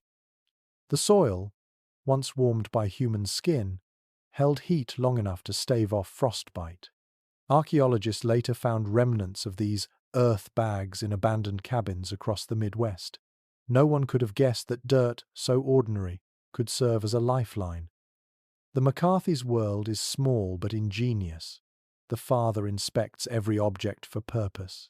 The children's tin cups become scoops for snow. The handle of a broken pan serves as a wedge to pry open the tunnel. Even the candle stub is saved, its wick too short to burn but long enough to be used as thread. Survival is an art of repurposing. Outside, the oxen shift restlessly. The father steps through the tunnel to check them, his breath forming clouds in the blue morning air. He rubs their flanks and notices frost clinging to their nostrils. He remembers hearing once that rubbing snow on frozen skin can restore circulation. It seems strange, but it works. By applying cold to cold, the body warms more slowly and avoids deeper damage. This principle, long before anyone named it thermoregulation, was known through experience. He returns inside, stamping his boots. The mother has gathered their remaining ashes into a circle. The grey dust lies like a protective ring around the sleeping children. The air is drier already. She looks up and says softly, "It smells like home again." Her words are true. Ash has its own scent, faintly sweet, faintly bitter, a memory of flame. In it, the family finds something resembling normalcy. It reminds them that warmth once existed and will return. Historians still puzzle over how such small comforts sustained people through months of ice. Some suggest that the rituals mattered more than the physics. Whether or not the ash truly warmed them, the act of tending it gave purpose. To work, to fix, to improve those actions, kept despair at bay. The children stir and begin to play quietly, stacking bits of snow into tiny walls. Their laughter is faint but real. The mother watches them and smiles.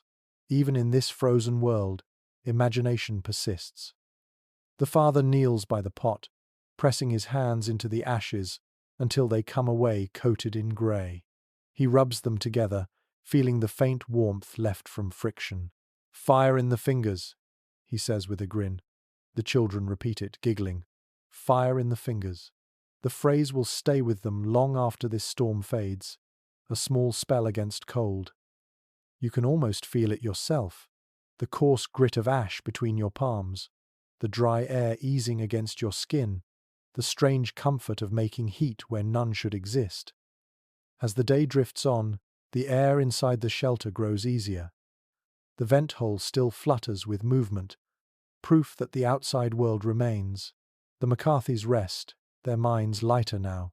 They have learned that survival is not only about what burns, but about what endures after the burning stops. When night comes again, the snow outside will glitter under the moon, calm and indifferent. Inside, the small family will sleep beside their pot of cold ash, a symbol of the fire they once had, and the warmth they will find again. The storm has passed, but the prairie still holds its breath. Snow stretches to every horizon, smooth as silk, unbroken by tracks. The McCarthys step outside their shelter into a world that looks entirely new. Every sound feels magnified in the stillness. The crunch of boots, the soft snort of the oxen, the faint sigh of wind moving through frozen branches. The cold no longer screams. It hums quietly, like a low note held by the earth itself. They have survived. Yet in this quiet, survival feels fragile. The children speak in whispers as though afraid to wake the storm again. The father kneels, scooping up a handful of powdery snow, letting it slip through his fingers. It falls soundlessly, each crystal catching light for a heartbeat before vanishing. He smiles.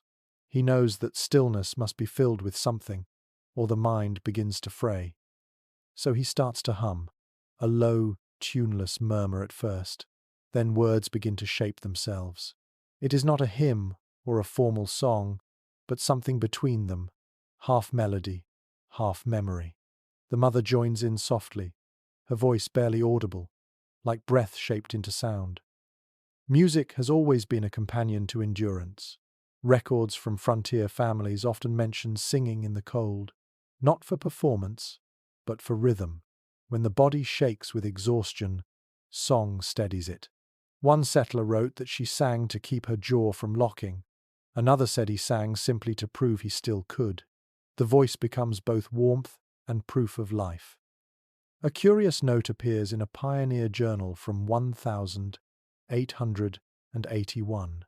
It tells of families who taught their children to sing patterns of nonsense syllables during storms. The rhythm helped them keep time while waiting for rescue, and the repetition kept fear from swallowing them. Later, psychologists studying trauma called this self-soothing behavior, though the families would have called it prayer in disguise. The McCarthys sing now. The melody grows clearer. It drifts upward through the narrow tunnel and out into the open air. The sound echoes faintly against the snowdrifts, soft but persistent. The oxen shift and listen. Even the wind seems to pause. Historians have long wondered how families trapped for days without light or food kept from despair. Some point to song as a kind of medicine, not just a distraction, but a way to regulate breath, to slow the heart, to quiet the mind. Singing expands the lungs, warms the chest, and makes rhythm out of chaos. It transforms fear into something that can be carried on a note. The mother begins to hum a tune from her childhood. something her grandmother used to sing when storms rattled the windows back in Ireland. The words have long faded, but the melody remains. It rises and falls like a lullaby and fills the frozen air with warmth that no fire could match. The children listen first, then join in, shyly at first, then louder. Their small voices echo through the snow cave, bouncing back soft and strange. They laugh at the echo, and for a moment it feels like the walls themselves are singing back. There is a letter from a teacher who lived in Kansas in 1875. She wrote that during a blizzard, the students in her one-room schoolhouse began to sing while waiting for rescue. She claimed the sound was so strong that a search party located them by following the faint strains of Home, Sweet Home. Modern historians debate whether the story is true, but the symbolism endures. Song as a beacon through white silence. Inside the shelter, the McCarthys keep singing, letting their fear turn to rhythm. The father stamps his boots gently in time. The children clap their hands softly. The walls seem to vibrate with the sound, catching it and returning it like the heartbeat of the earth. A strange but charming detail in one Scandinavian frontier diary describes families teaching lullabies to their livestock. The writer claimed cows produced more milk in winter when sung to during milking. Modern animal behaviorists might smile at that, yet studies have since shown that steady, calm sound does indeed reduce animal stress. The settlers may not have known the science, but they knew the comfort of connection. You can almost feel it now, the warmth of shared sound, the vibration in your chest when you hum softly in a quiet room. The body becomes its own instrument of survival. In this frozen landscape, music is the only fire they can still create. As their song fades, silence returns, but it is no longer empty. It feels filled with memory, with the echo of human voices pressing gently against the cold. The family settles again, smiling faintly. The mother smooths the children's hair and whispers, "As long as we can sing, we are not alone." The historian in you might pause here, noting that songs of hardship have outlived every storm. Work songs, lullabies, spirituals, they are threads that connect centuries of survival. Scholars still discuss whether music arose from joy or fear, but here in the snow, the answer feels clear. It comes from the need to turn breath into something beautiful before it fades into the air. The father hums one last line, quiet enough that only those closest can hear it. The sound blends with the slow rhythm of the oxen breathing. The snow above their heads glows faintly as sunlight tries to break through.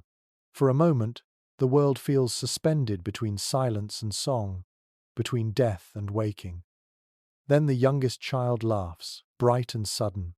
The others join in, their laughter rising through the tunnel like bells. The storm has left scars across the land, but in this moment, the only thing that matters is the music of being alive.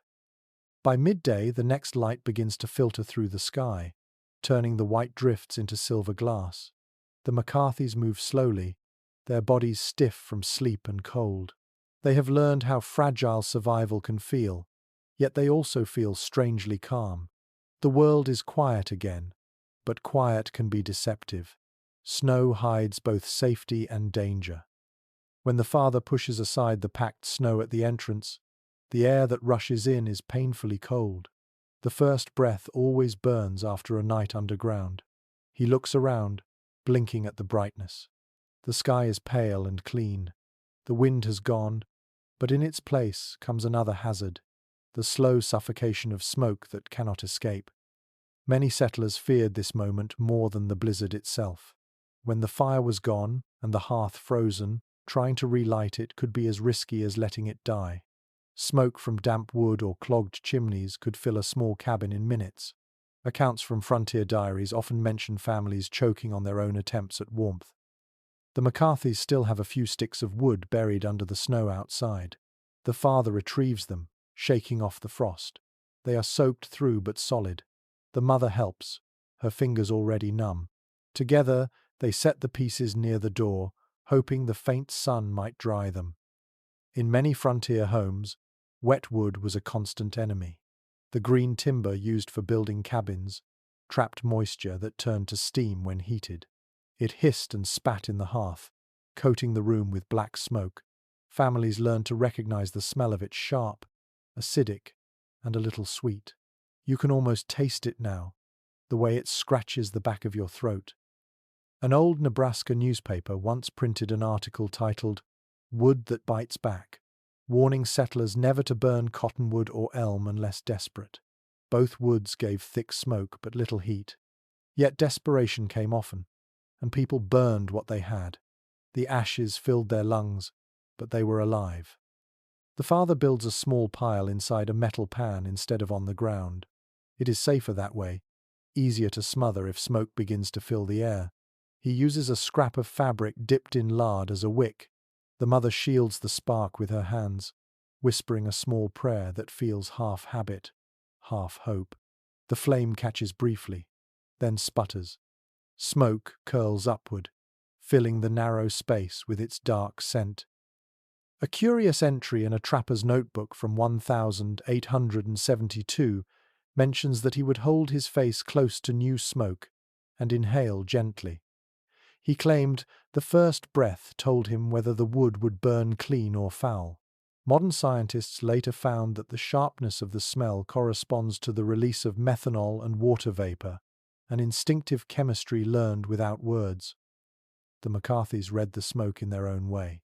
The father coughs once, then opens the tunnel wider. Fresh air rushes in, swirling with the smoke. The mother fans the flame gently with a folded cloth. It steadies.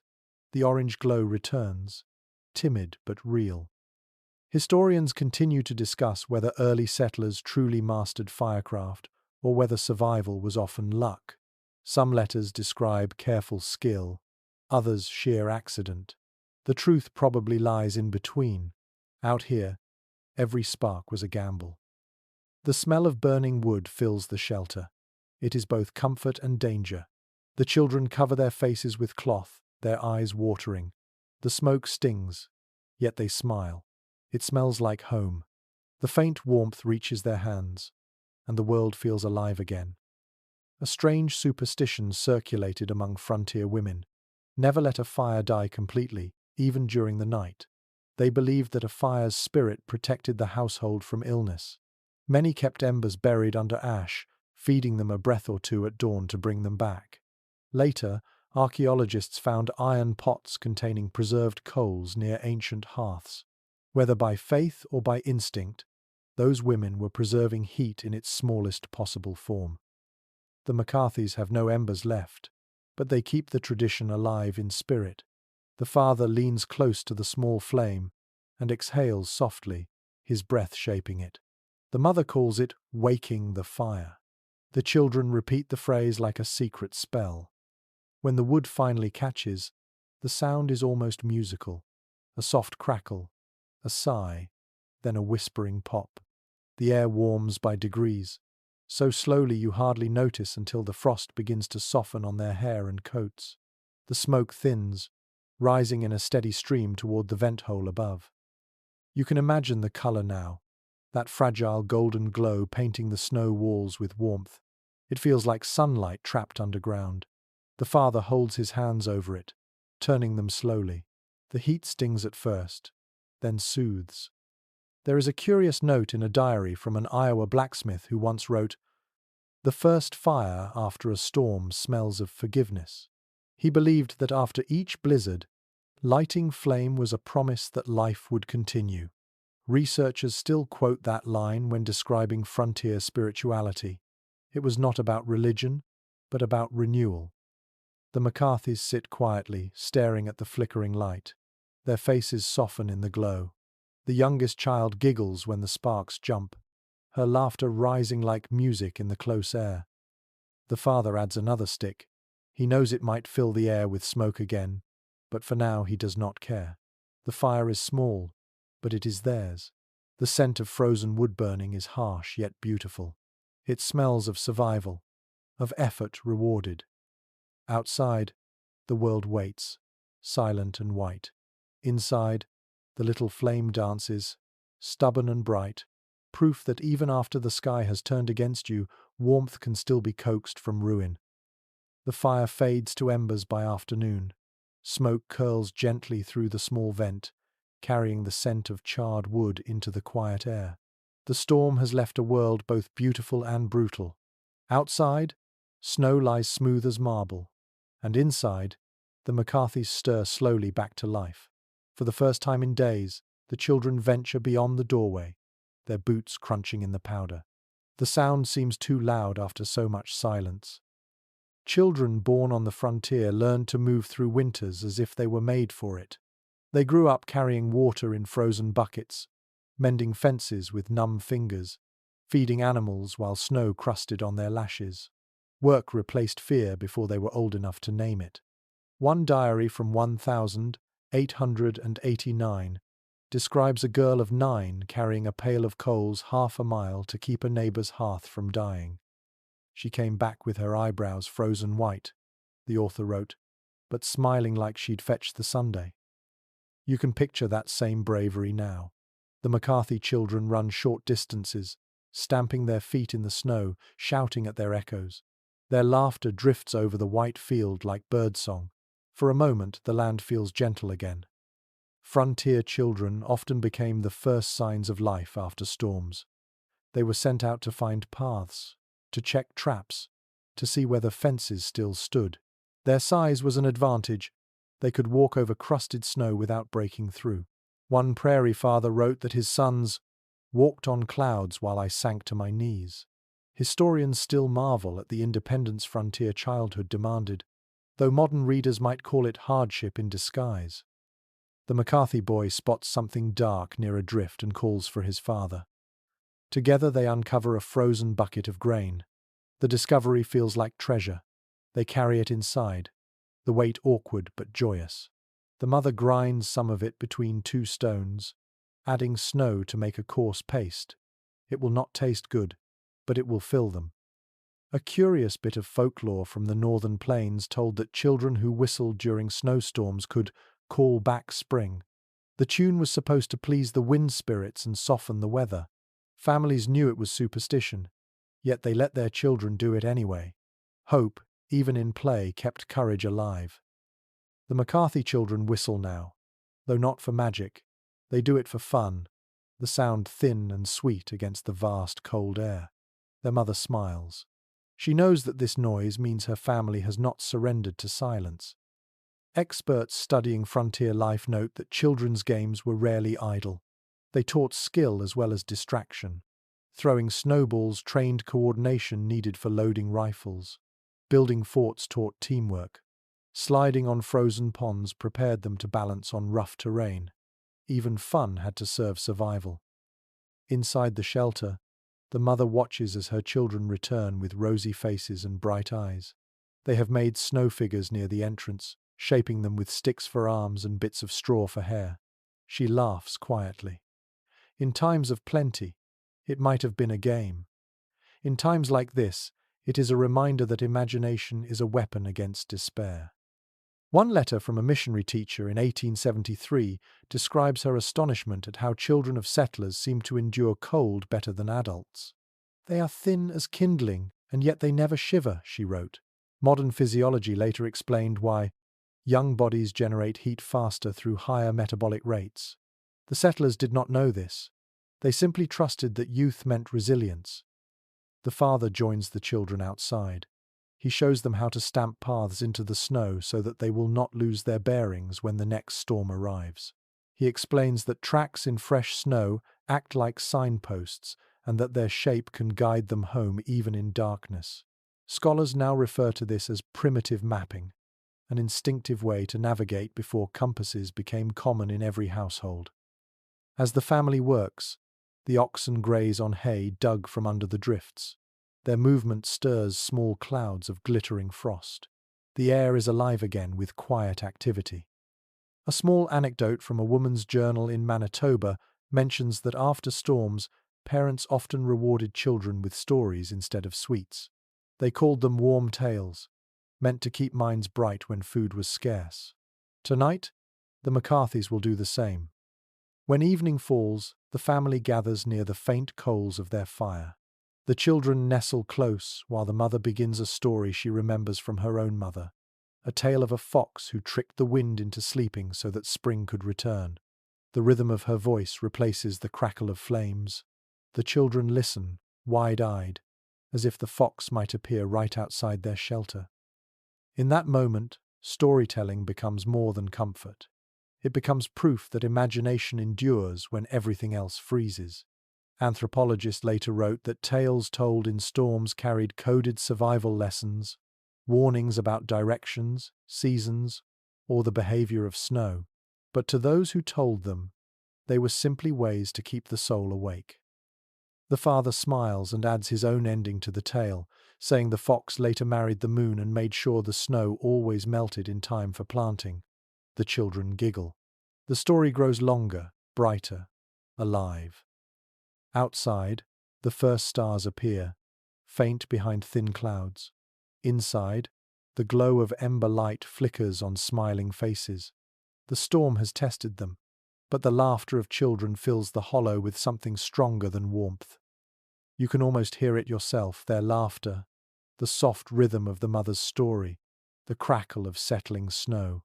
It is the sound of life pushing gently against the quiet weight of winter, proving again that resilience is not always strength or anger, but the ability to play, to tell stories, and to dream when the world is cold.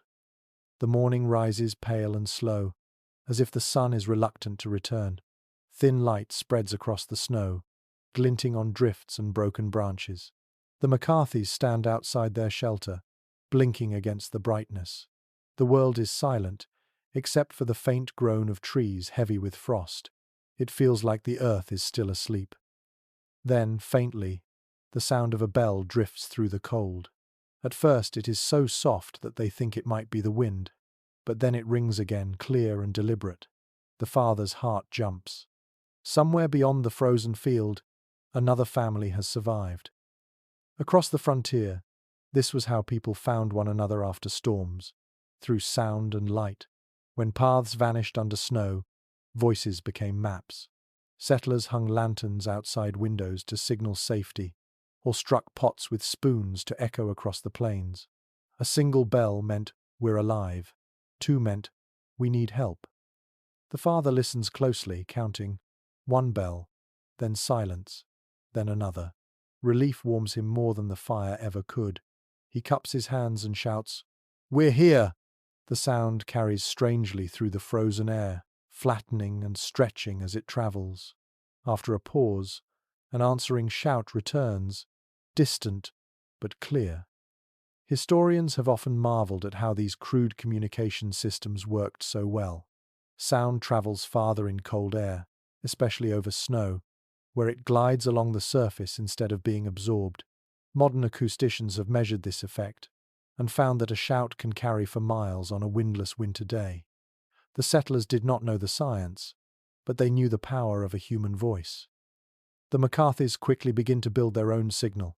The father takes a small lantern from his pack, the one he saved for emergencies, and lights it with a coal from their fire. The glass is cracked, but it holds. He places it on a long stick and pushes it high above the snowbank. The golden glow cuts through the blue-white world like a spark in the void. A curious note in a Manitoba newspaper from 1887 describes a community that survived a storm by using what they called Morse lanterns. Families agreed ahead of winter that 3 short flashes meant safe, while an OTA2, long, steady light, meant help. It was an early kind of coded language, created by necessity and remembered by heart.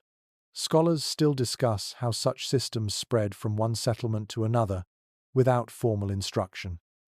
The McCarthys have no code, but their single light is enough. In the distance, another faint glow appears, blinking once, twice, then steady. The father smiles. He knows who it must be, the Olsons, who live half a mile away. The families had traded tools and stories before the snow came. Now, across a field of frozen silence, they trade reassurance. Inside the shelter, the mother begins to pack their few things. She knows they will need to travel soon, once the snow crust hardens enough to walk on. The children chatter excitedly about seeing their friends again. Their laughter carries easily through the air, joining the faint bell still ringing now and then. A peculiar account from a missionary school teacher tells of how children learned to read the language of winter signals. A red cloth tied to a stick meant food to share. Smoke rising in 3 short puffs meant danger. These codes were passed by observation rather than teaching, a silent vocabulary built from snow and light. The McCarthys do not have cloth bright enough to use, but the father waves a branch wrapped in his scarf. In the distance, a figure waves back. The connection feels miraculous.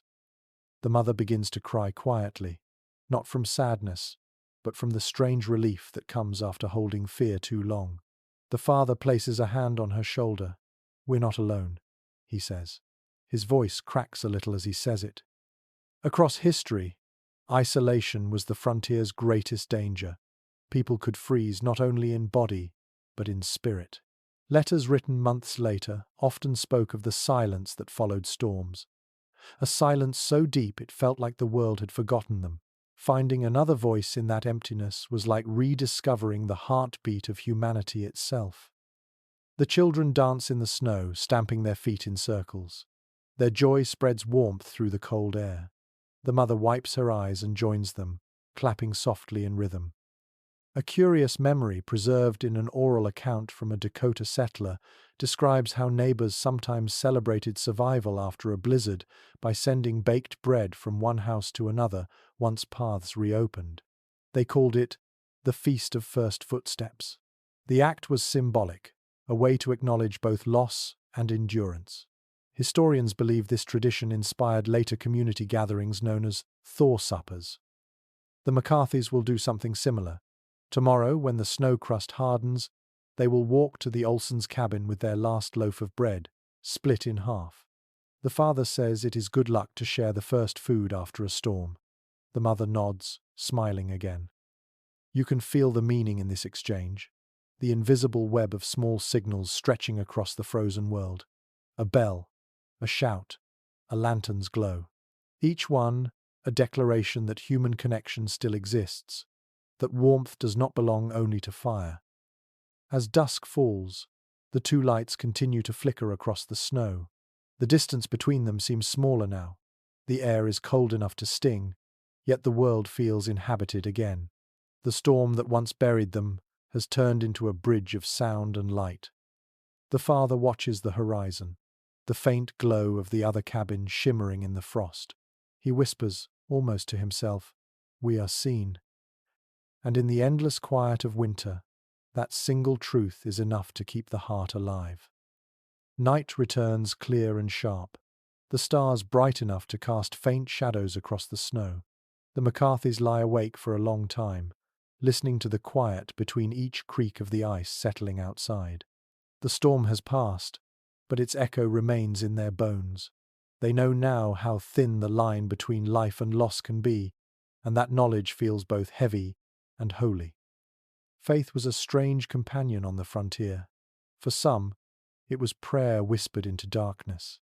For others, it was simple habit, the rhythm of work and patience that kept the mind steady when the world offered no comfort. The McCarthys, like most families, carried pieces of both kinds.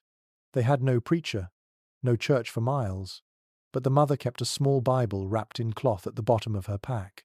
The pages had grown soft from years of being handled by cold fingers. That morning she takes it out. The ink has faded, but she reads anyway, tracing the words more by memory than sight. The children listen, not to the meaning but to the tone of her voice. It is calm, slow and warm. In the frozen world around them, the sound feels alive. One surviving letter from a settler in Montana in 1885 tells how families created their own rituals during snowbound weeks. They gathered in silence, lit a candle if they had one, and recited lines they remembered from any book that brought comfort. Some quoted scripture, others poetry. One family even read from a farm manual because the rhythm of the words was familiar. Scholars have suggested that it was not belief but repetition that mattered most. The act of speaking something known created a sense of order in the chaos. A curious record from the Northern Territories tells of families who practiced listening prayer. They would sit together quietly and describe aloud the sounds they heard outside, the wind's change, the groan of trees, the crack of ice, and treat each sound as an answer. Later, anthropologists compared this to meditation practices from other cultures, noting how the human instinct for meaning often turns survival itself into ceremony. The McCarthys do not speak much. After the reading, they simply sit. The father closes his eyes, hearing the faint hum of wind beyond the snow walls. The mother breathes deeply, her hands still resting on the book. The children lean against her, their heads on her lap. Faith, in moments like this, does not arrive as revelation but as quiet agreement to keep breathing. Historians continue to discuss how frontier families balanced religion with the brutal realism of their daily lives. Some settlers believed their endurance was proof of divine favor. Others saw it as a test that had no answer. What unites every record is the need to believe in something beyond the cold, whether that was God, the land, or simply the sunrise. The father looks up through the vent hole where faint stars gleam. He says softly that each star must be a soul that found its way through another storm. His wife smiles, half amusement and half affection. The children look upward too, their eyes wide. The youngest asks which one is theirs. He points to the brightest and says, "That one watches us until morning." A letter from a Swedish immigrant family mentions a similar practice of naming stars after lost relatives. They said the light of those stars made the night less lonely. Modern astronomers would smile at the sentiment, but perhaps they would agree that even distant light can feel like companionship. Inside the shelter, the small fire burns low. The mother hums again, this time not a song but a kind of breath set to rhythm. The sound fills the space, binding everyone in calm. It is neither hymn nor lullaby, but something in between. Researchers studying frontier diaries often note how people describe storms as having personalities, a voice, a temper, even a will. One woman wrote that she prayed not for safety but for the storm itself to rest. Whether she believed the snow could hear her or simply needed to believe that someone could, her words still hold power. The McCarthys have begun to think that way too. The father mutters thanks to the wind for sparing the oxen. The mother nods, saying that the storm has done its work, and now sleeps. The children repeat her words softly, half chant, half comfort. You can almost hear it, the small voices echoing in the snow cave, the faint rustle of blankets, the quiet flicker of flame. Faith here is not a sermon or doctrine. It is the warmth of shared silence, the steady rhythm of breath that refuses to stop. Outside, frost blooms along the trees like silver lace. The stars shimmer, distant and patient. The land looks endless, but inside this small hollow, the family has found a center. They close their eyes, and the mother's voice fades into the sound of wind. No one can prove whether faith saves lives, but it gives shape to waiting. It turns fear into a story that can be endured. As the night deepens, the McCarthy's prayer is not for miracles, but for the simple mercy of another morning. And when that first pale light touches the snow again, it will feel like the world breathing in. The days that follow feel dreamlike.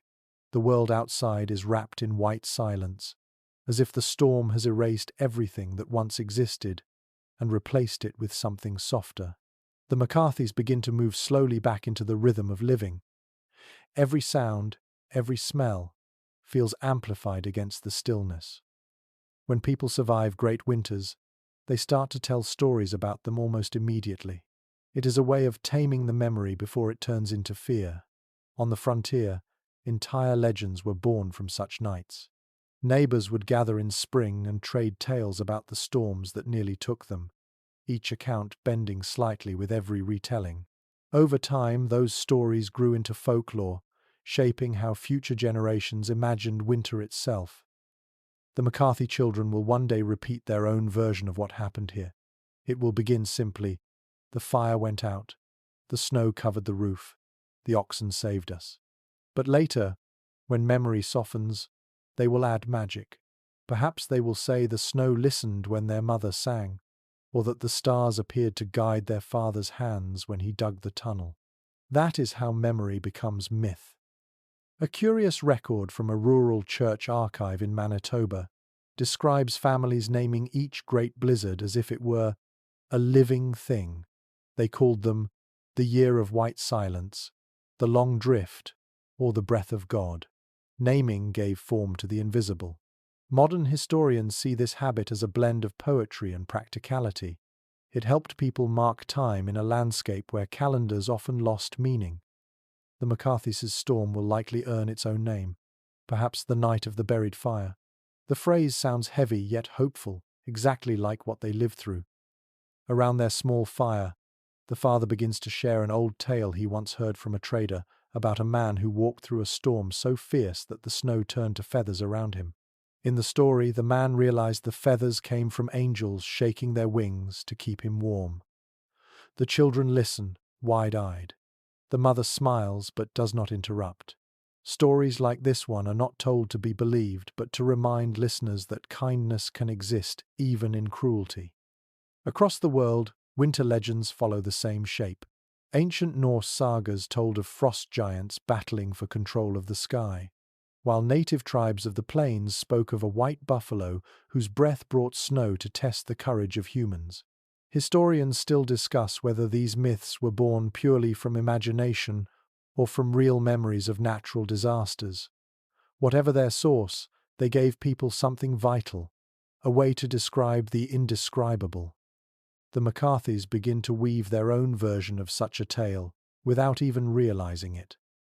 The father says that the storm was not just weather, but a kind of teacher, one that took everything away to show what mattered most. The mother nods. The children repeat his words as though reciting a lesson.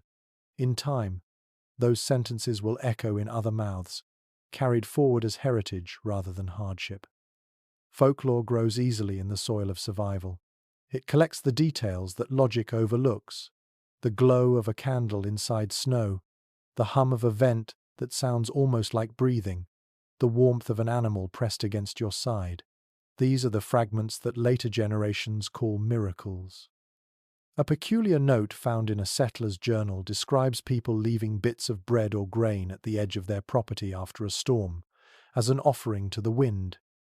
They believed it would ensure gentler weather next time. Some scholars consider it superstition, while others suggest it reflected an early understanding of respect for nature's cycles. To give back was to acknowledge that survival was never entirely one's own doing. When the father steps outside now, he follows that same instinct. He scatters a few handfuls of grain onto the snow. The oxen watch him curiously. He smiles at them and whispers something about sharing luck. The mother, seeing this, feels her throat tighten with quiet emotion. Gratitude takes many forms. That night, the family sits close again, the children drowsy.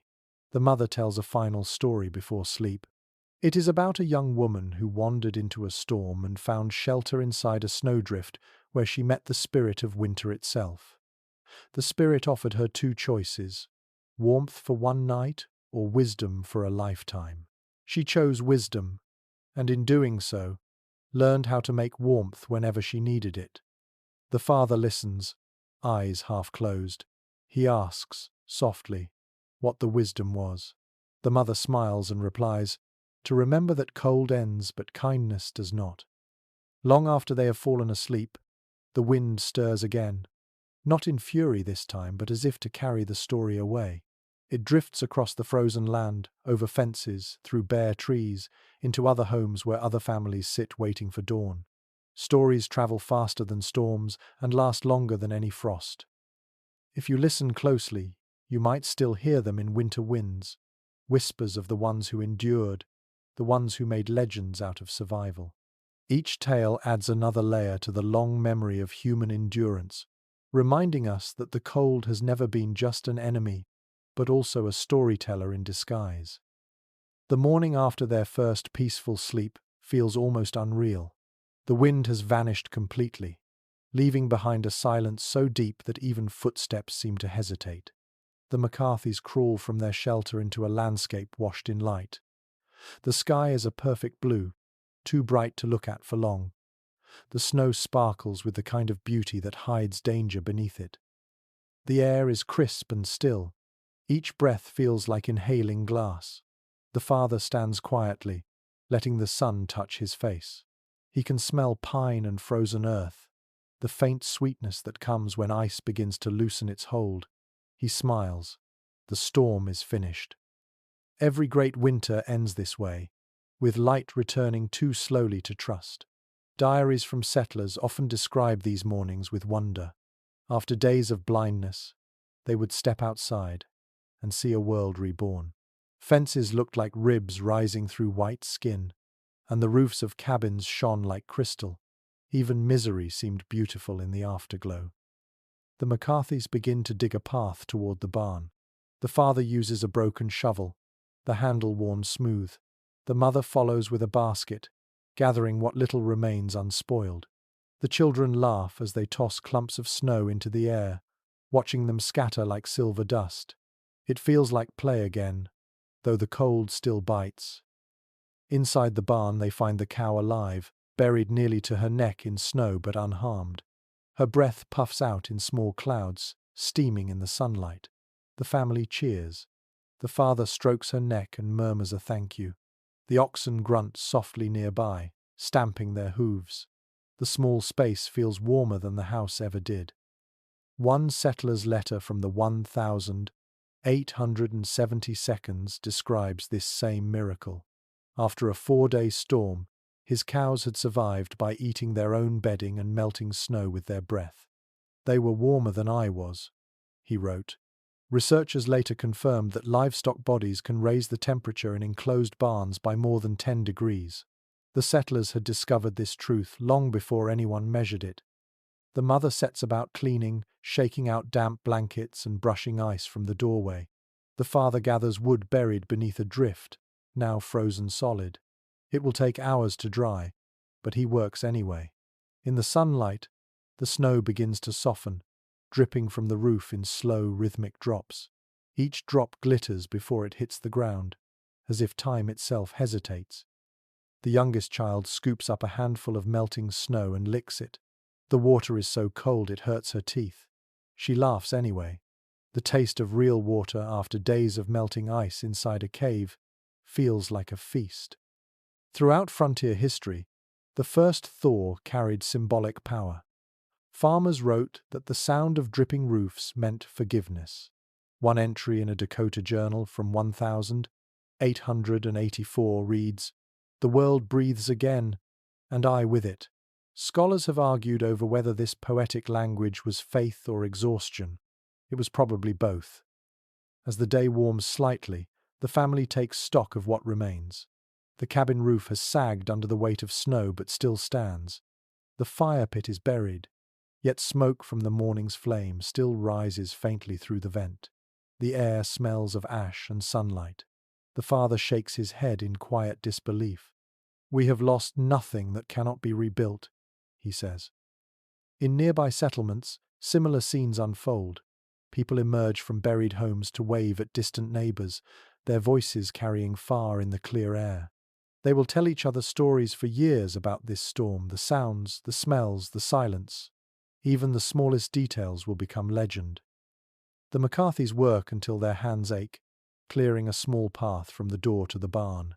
When the sun dips lower, they stop to rest. The world around them is gold now, glowing where the snow catches light. Steam rises faintly from their breath and from the animals' backs. It is the quiet glow of survival itself. A curious entry in a farmer's almanac from the time calls this moment the thaw of the heart. The phrase meant that once light returned, even hardship seemed distant. Historians still use it to describe how frontier families transitioned from crisis to rebuilding. The human spirit, it seems, follows the weather. The father takes the family to a nearby hill so they can see farther. From there, the land looks endless. The drifts stretch into soft waves, sparkling under the Sunday. The mother squeezes his hand, whispering that it looks like the ocean she once saw as a girl. He nods, smiling, though he has never seen the sea himself. The children roll in the snow, their laughter echoing through the hollow air. Their cheeks glow red, their eyes bright. Watching them, the parents feel something rare and wordless. The storm took their peace, but gave them something stronger, a kind of clarity, the awareness that every moment of warmth is a miracle worth noticing. You can almost feel it yourself, the cold air sharp in your lungs, the light so bright it hurts, the strange quiet that follows a battle with nature. It is not victory they feel, but gratitude. Gratitude that the world, despite its cruelty, still holds beauty enough to make you stop and breathe. As the family walks back to their cabin, the snow crunches underfoot in a rhythm like music. The wind sighs gently through the open field, no longer fierce but tender. The storm has ended, and with it the long fear of endless winter. When night falls, the sky will blaze with stars again. The snow will glow faintly in their light, and the McCarthys will sleep without fear for the first time in many nights. The thaw has begun, and with it, the slow return of hope. The thaw brings more than light. It also reveals what the storm has taken. As the sun begins to climb higher each day, the snow settles and cracks, sinking into itself. The air still bites, but it no longer cuts. Meltwater trickles through the drifts, forming tiny streams that snake toward the low fields. The McCarthys walk carefully through this softening world, their boots sinking deep with every step. When the wind is gone, sound returns. The first thing they hear is the creak of the cabin roof as it adjusts to the warmth. Then comes the faint cry of a crow, a sound so ordinary it feels like a miracle. The mother closes her eyes and smiles at it. It means life has resumed somewhere beyond the white horizon. Every storm leaves a mark. The family soon sees what the snow concealed. A fence lies broken, the barn door splintered. The father's tools are scattered, frozen into drifts. One of the oxen limps slightly, its legs stiff from the cold. The mother counts the hens and finds only 2 left. Loss is everywhere, but so is relief. The land, though scarred, still holds them. Historical letters from the frontier often describe this balance between destruction and gratitude. One woman wrote, "The blizzard gives and takes, but never forgets us." She meant that the storm strips life down to its smallest truths. When the snow melts, whatever remains feels sacred. The McCarthys begin to repair what they can. The father straightens the fence, his hands raw and swollen. The mother uses a bit of rope to fix the barn latch. The children gather broken branches, stacking them into neat piles for later fires. Their work is quiet and steady, the rhythm of people who have learned that action itself is hope. A curious entry from an 1880 agricultural journal records that many settlers reused fallen snowdrift boards and broken beams to patch roofs. It notes that a cabin rebuilt with storm debris was said to remember the wind, meaning it would resist the next blow. The phrase survived for decades as a kind of blessing. By midday, the sky begins to cloud again, but not with snow. Thin veils of grey pass across the sun, softening its glare. Meltwater runs from the roof in steady lines, freezing again in the shade. The air smells of wet wood and soil waking beneath the frost. The family pauses to eat what little remains of their supplies.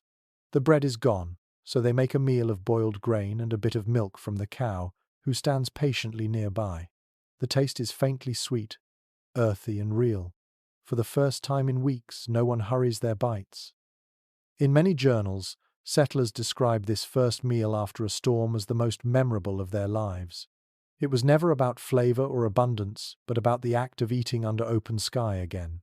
One farmer in Iowa wrote that his family dined on a stew of beans and grace. The line later appeared in local church sermons, a small piece of poetry born from hunger. The McCarthys finish eating and sit together, facing the horizon. The light stretches long and golden over the snow. The father says quietly that they will rebuild, even if it takes all spring. The mother nods. She knows he says it not for her but for himself.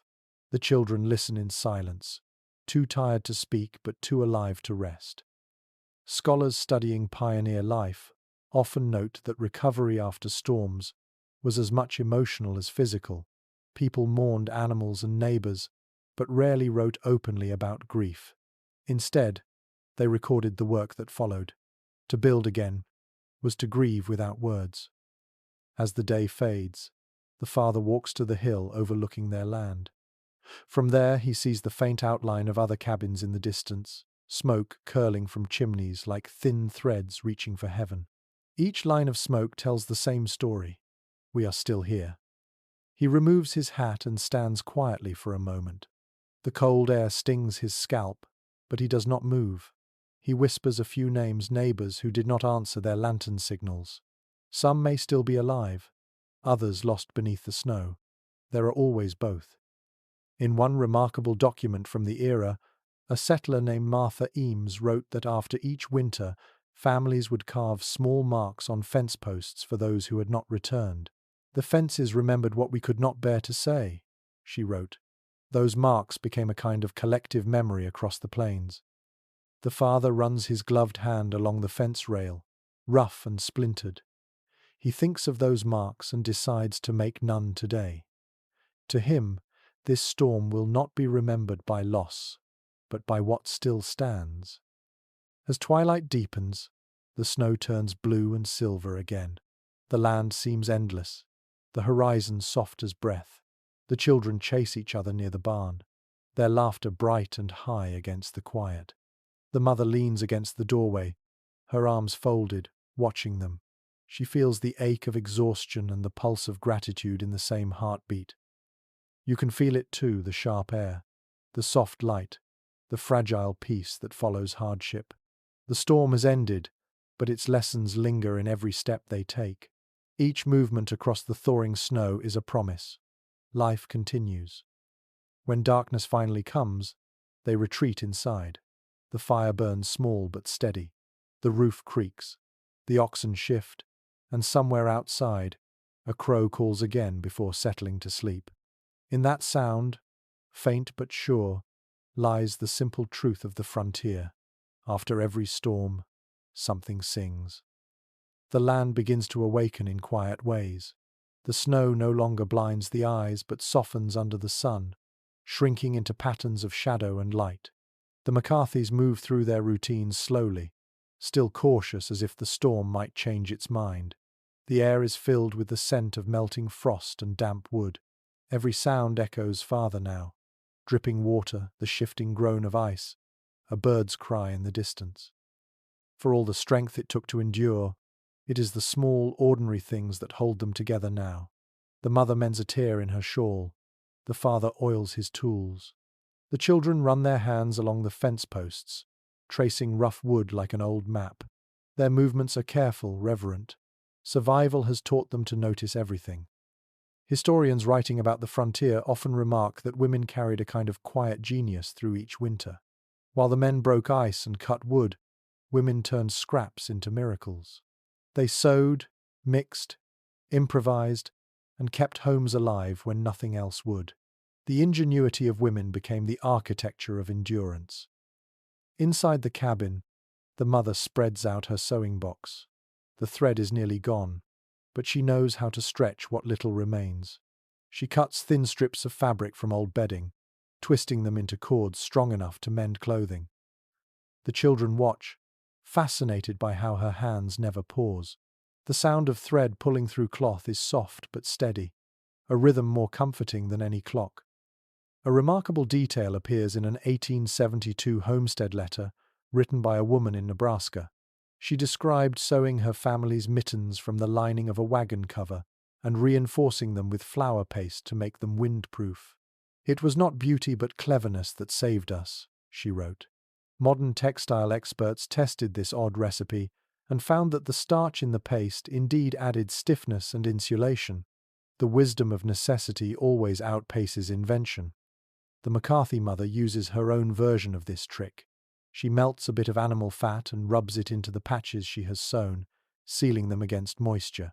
The smell is faintly unpleasant, but the effect is good. The fabric turns dark and glossy. She smiles, satisfied. Frontier women were also healers.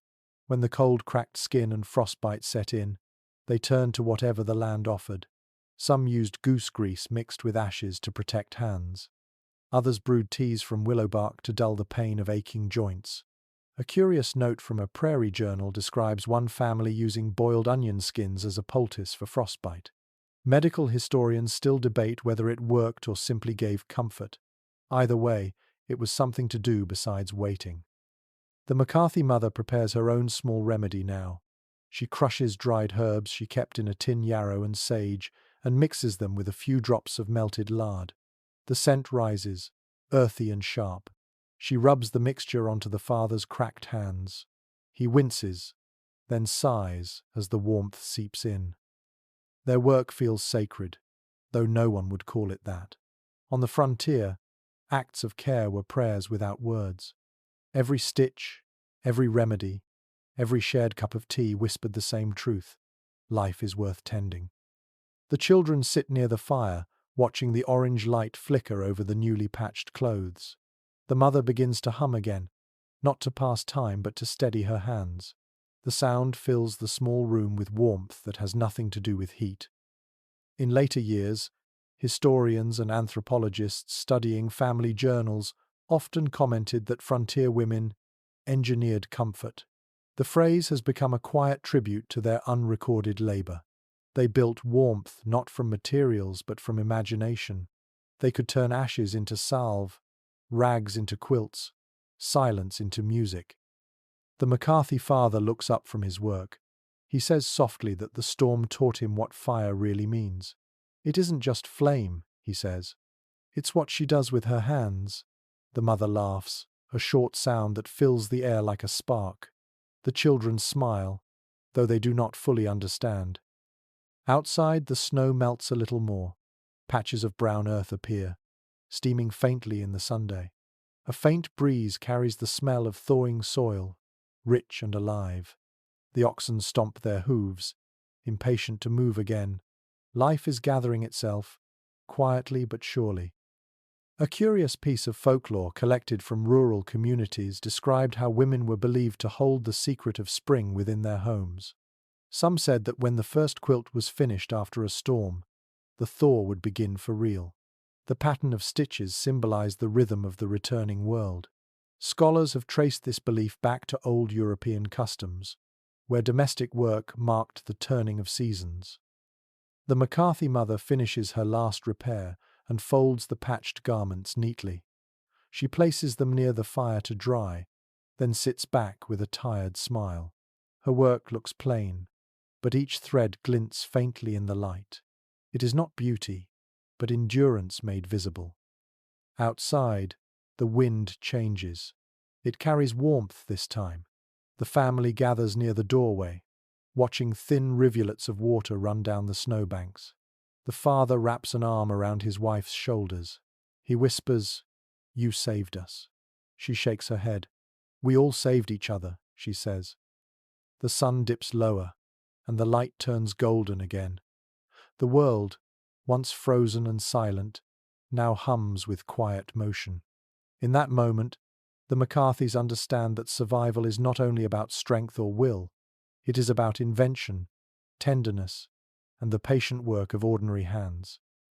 The days grow longer. Each sunrise arrives a little earlier, washing the snow in pale gold. The air still carries cold, but it feels thinner now, less cruel. The McCarthys rise before dawn, their breath misting in faint halos. They no longer fear the silence. It has become part of them. In this gentler light, everything they once did by instinct begins to make sense. The father watches the smoke from their new fire spiral straight upward and wonders about its path. The mother tests the warmth of her patched coat and smiles, curious how something so crude could work so well. It is only later, when others come through these lands with instruments and books, that science begins to name what they already knew. Modern researchers studying old survival methods often marvel at how much the pioneers understood without equations.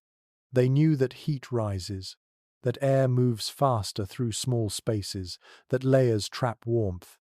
What they practiced out of necessity Physics later explained with precision. The air in the cabin smells of pine and lard, faintly sweet. The father sits near the fire, holding his hands out. The heat, he says softly, feels heavier close to the ground. He has discovered convection without knowing the word. The mother nods. That is why the children sleep on the floor, she replies. Their knowledge is lived, not learned. A curious account from an 1890 field diary describes a homesteader building a bed of dried grass above an iron pot filled with warm stones. He noticed that even when the air was freezing, the grass held a layer of warmth close to the skin. Centuries later, engineers would study this very concept when designing thermal insulation for modern shelters. The old tricks of survival became blueprints for technology. The McCarthys understand warmth through touch. They can feel when the snow walls hold heat too long, or when the vent hole lets in too much cold air. They adjust things without thinking, opening, closing, shifting their bodies slightly to balance the space. In their small world, they have become scientists of breath and temperature. Historians today point out that knowledge like this rarely made it into books. The pioneers did not write theories, they wrote instructions. Keep the vent low for sleeping, one manual advised, and let the breath of beasts warm your air. To modern readers, such advice seems poetic. To the settlers, it was survival logic. The mother watches the thin thread of smoke from their pot rise toward the vent. She notes how it drifts lazily to one side, meaning a draft has entered from a crack in the wall. She pushes snow into the gap with the back of her hand. Instantly, the flame steadies. She smiles. The small adjustments feel like magic, though they are simply the language of observation. A little-known detail from the journals of early explorers tells of people using their own shadows to measure warmth. If a shadow looked crisp and dark against snow, the air was cold enough to freeze water in minutes. If the edges blurred, the temperature had softened.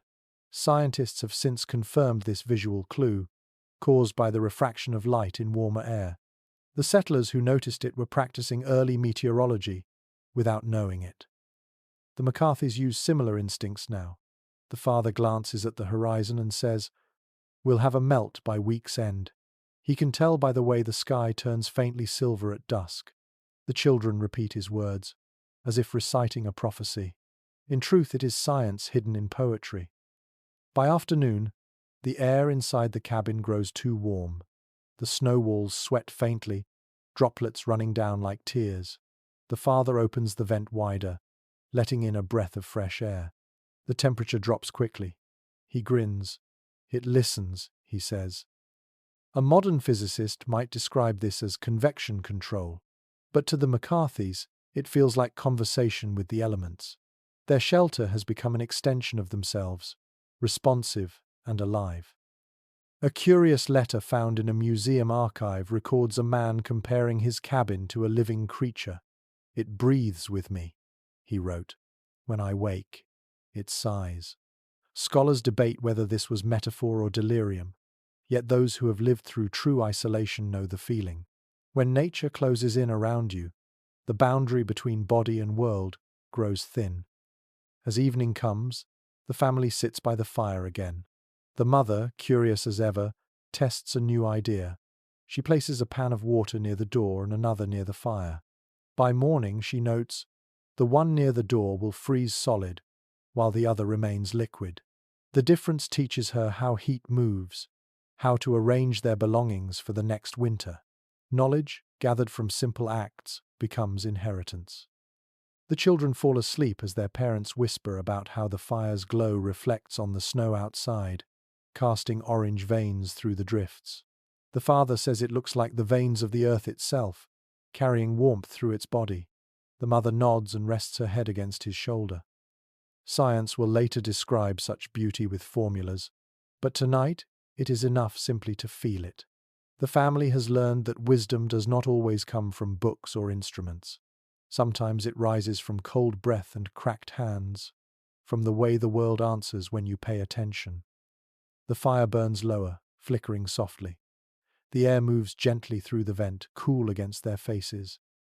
Outside, the snow glows faintly under the moon. Inside, the lesson settles quietly in their hearts. Warmth, like knowledge, is made, not given. Days pass in a rhythm so slow it feels eternal. The snow thins a little each afternoon, shrinking into uneven patches. Water begins to drip from the edges of the roof, filling small hollows around the cabin. The sound is steady, like the ticking of an unseen clock. The McCarthys have begun to believe they will make it through the season. They do not yet know that their ways of enduring will outlast them. Generations later, people who hike, explore, or live off the grid will borrow the same lessons, though the names will change. The skills that once belonged to desperate settlers will become part of modern survival lore. In the present day, wilderness guides still teach how to dig a snow cave for warmth, how to vent it to breathe, how to keep hands moving to stop frostbite.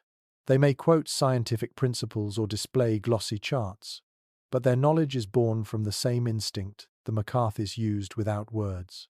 History, even when forgotten, lingers quietly in our habits. Outdoor historians have traced the lineage of many survival techniques directly to these early homesteaders. The snow shelters of the 19th century evolved into modern mountaineering strategies. The use of fat and ash for insulation became the basis for early waterproofing in clothing. Each small discovery, made in fear and fatigue, found new life centuries later as practiced wisdom. The McCarthys could never imagine hikers carrying carbon stoves or explorers wearing synthetic coats lined with down substitutes. Yet, in spirit, those strangers will be walking beside them. When a climber tests wind direction before setting a tent, or when a traveler melts snow in a tin cup, the echo of frontier knowledge hums through the action. A curious account from an Arctic expedition in 1910 mentions that explorers deliberately studied old pioneer journals before venturing north. One leader wrote that he carried a handwritten copy of a woman's diary from Kansas, learning her tricks for melting snow without smoke. "Her words saved us," he noted. This quiet inheritance is how history often survives, not in monuments, but in habits. The father, unaware of all this, works to repair a broken sled runner using strips of hide and wire.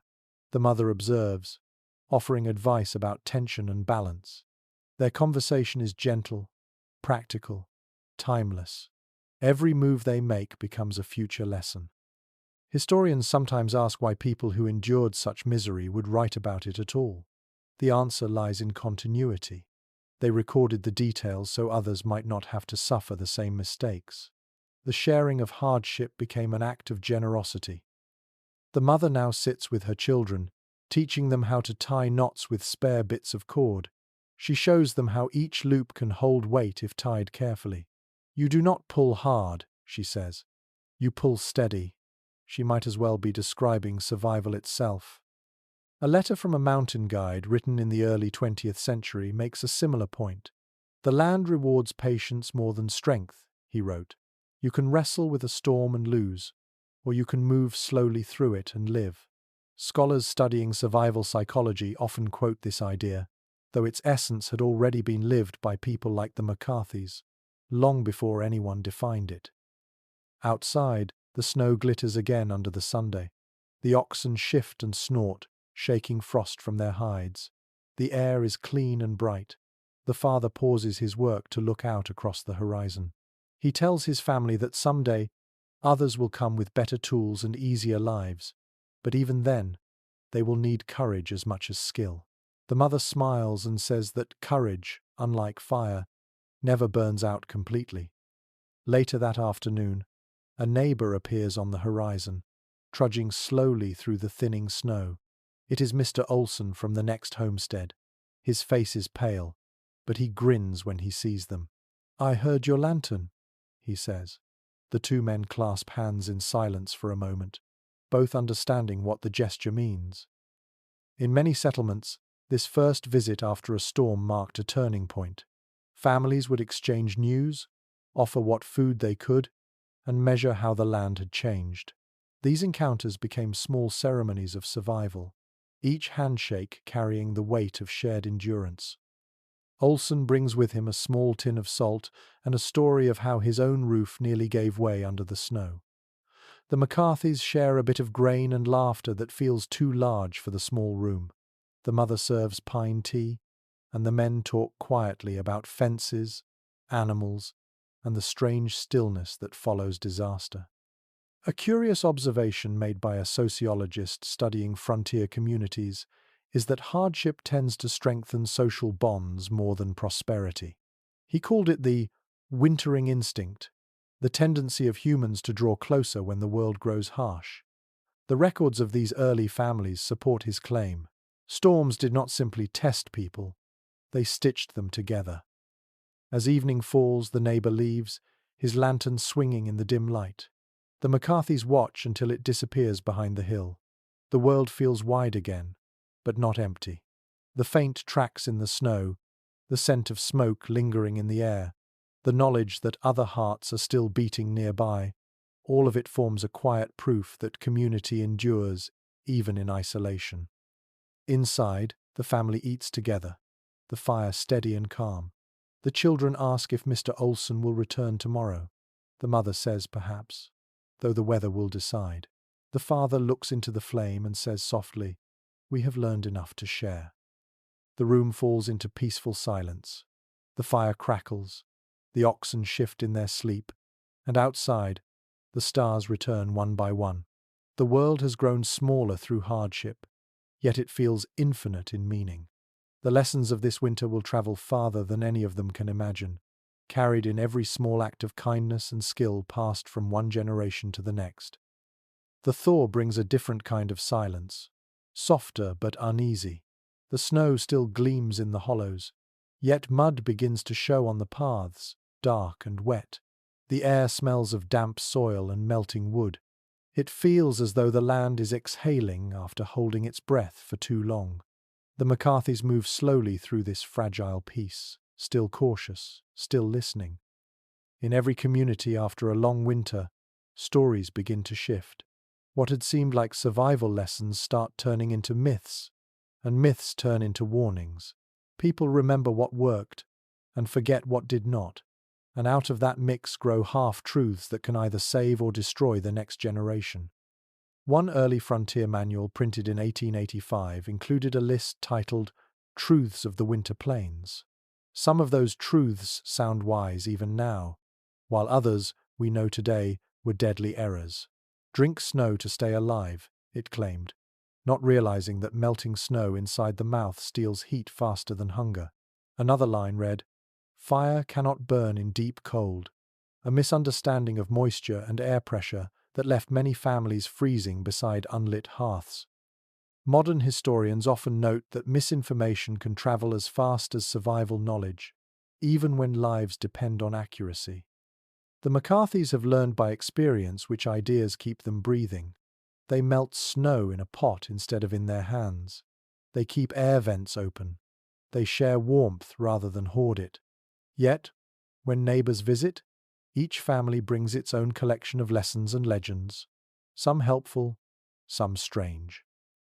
Mr. Olsen insists that rubbing whiskey on frostbite cures it faster than grease. Another neighbor claims that eating icicles strengthens the lungs. The mother listens politely but does neither. She has seen too much to trust easy answers.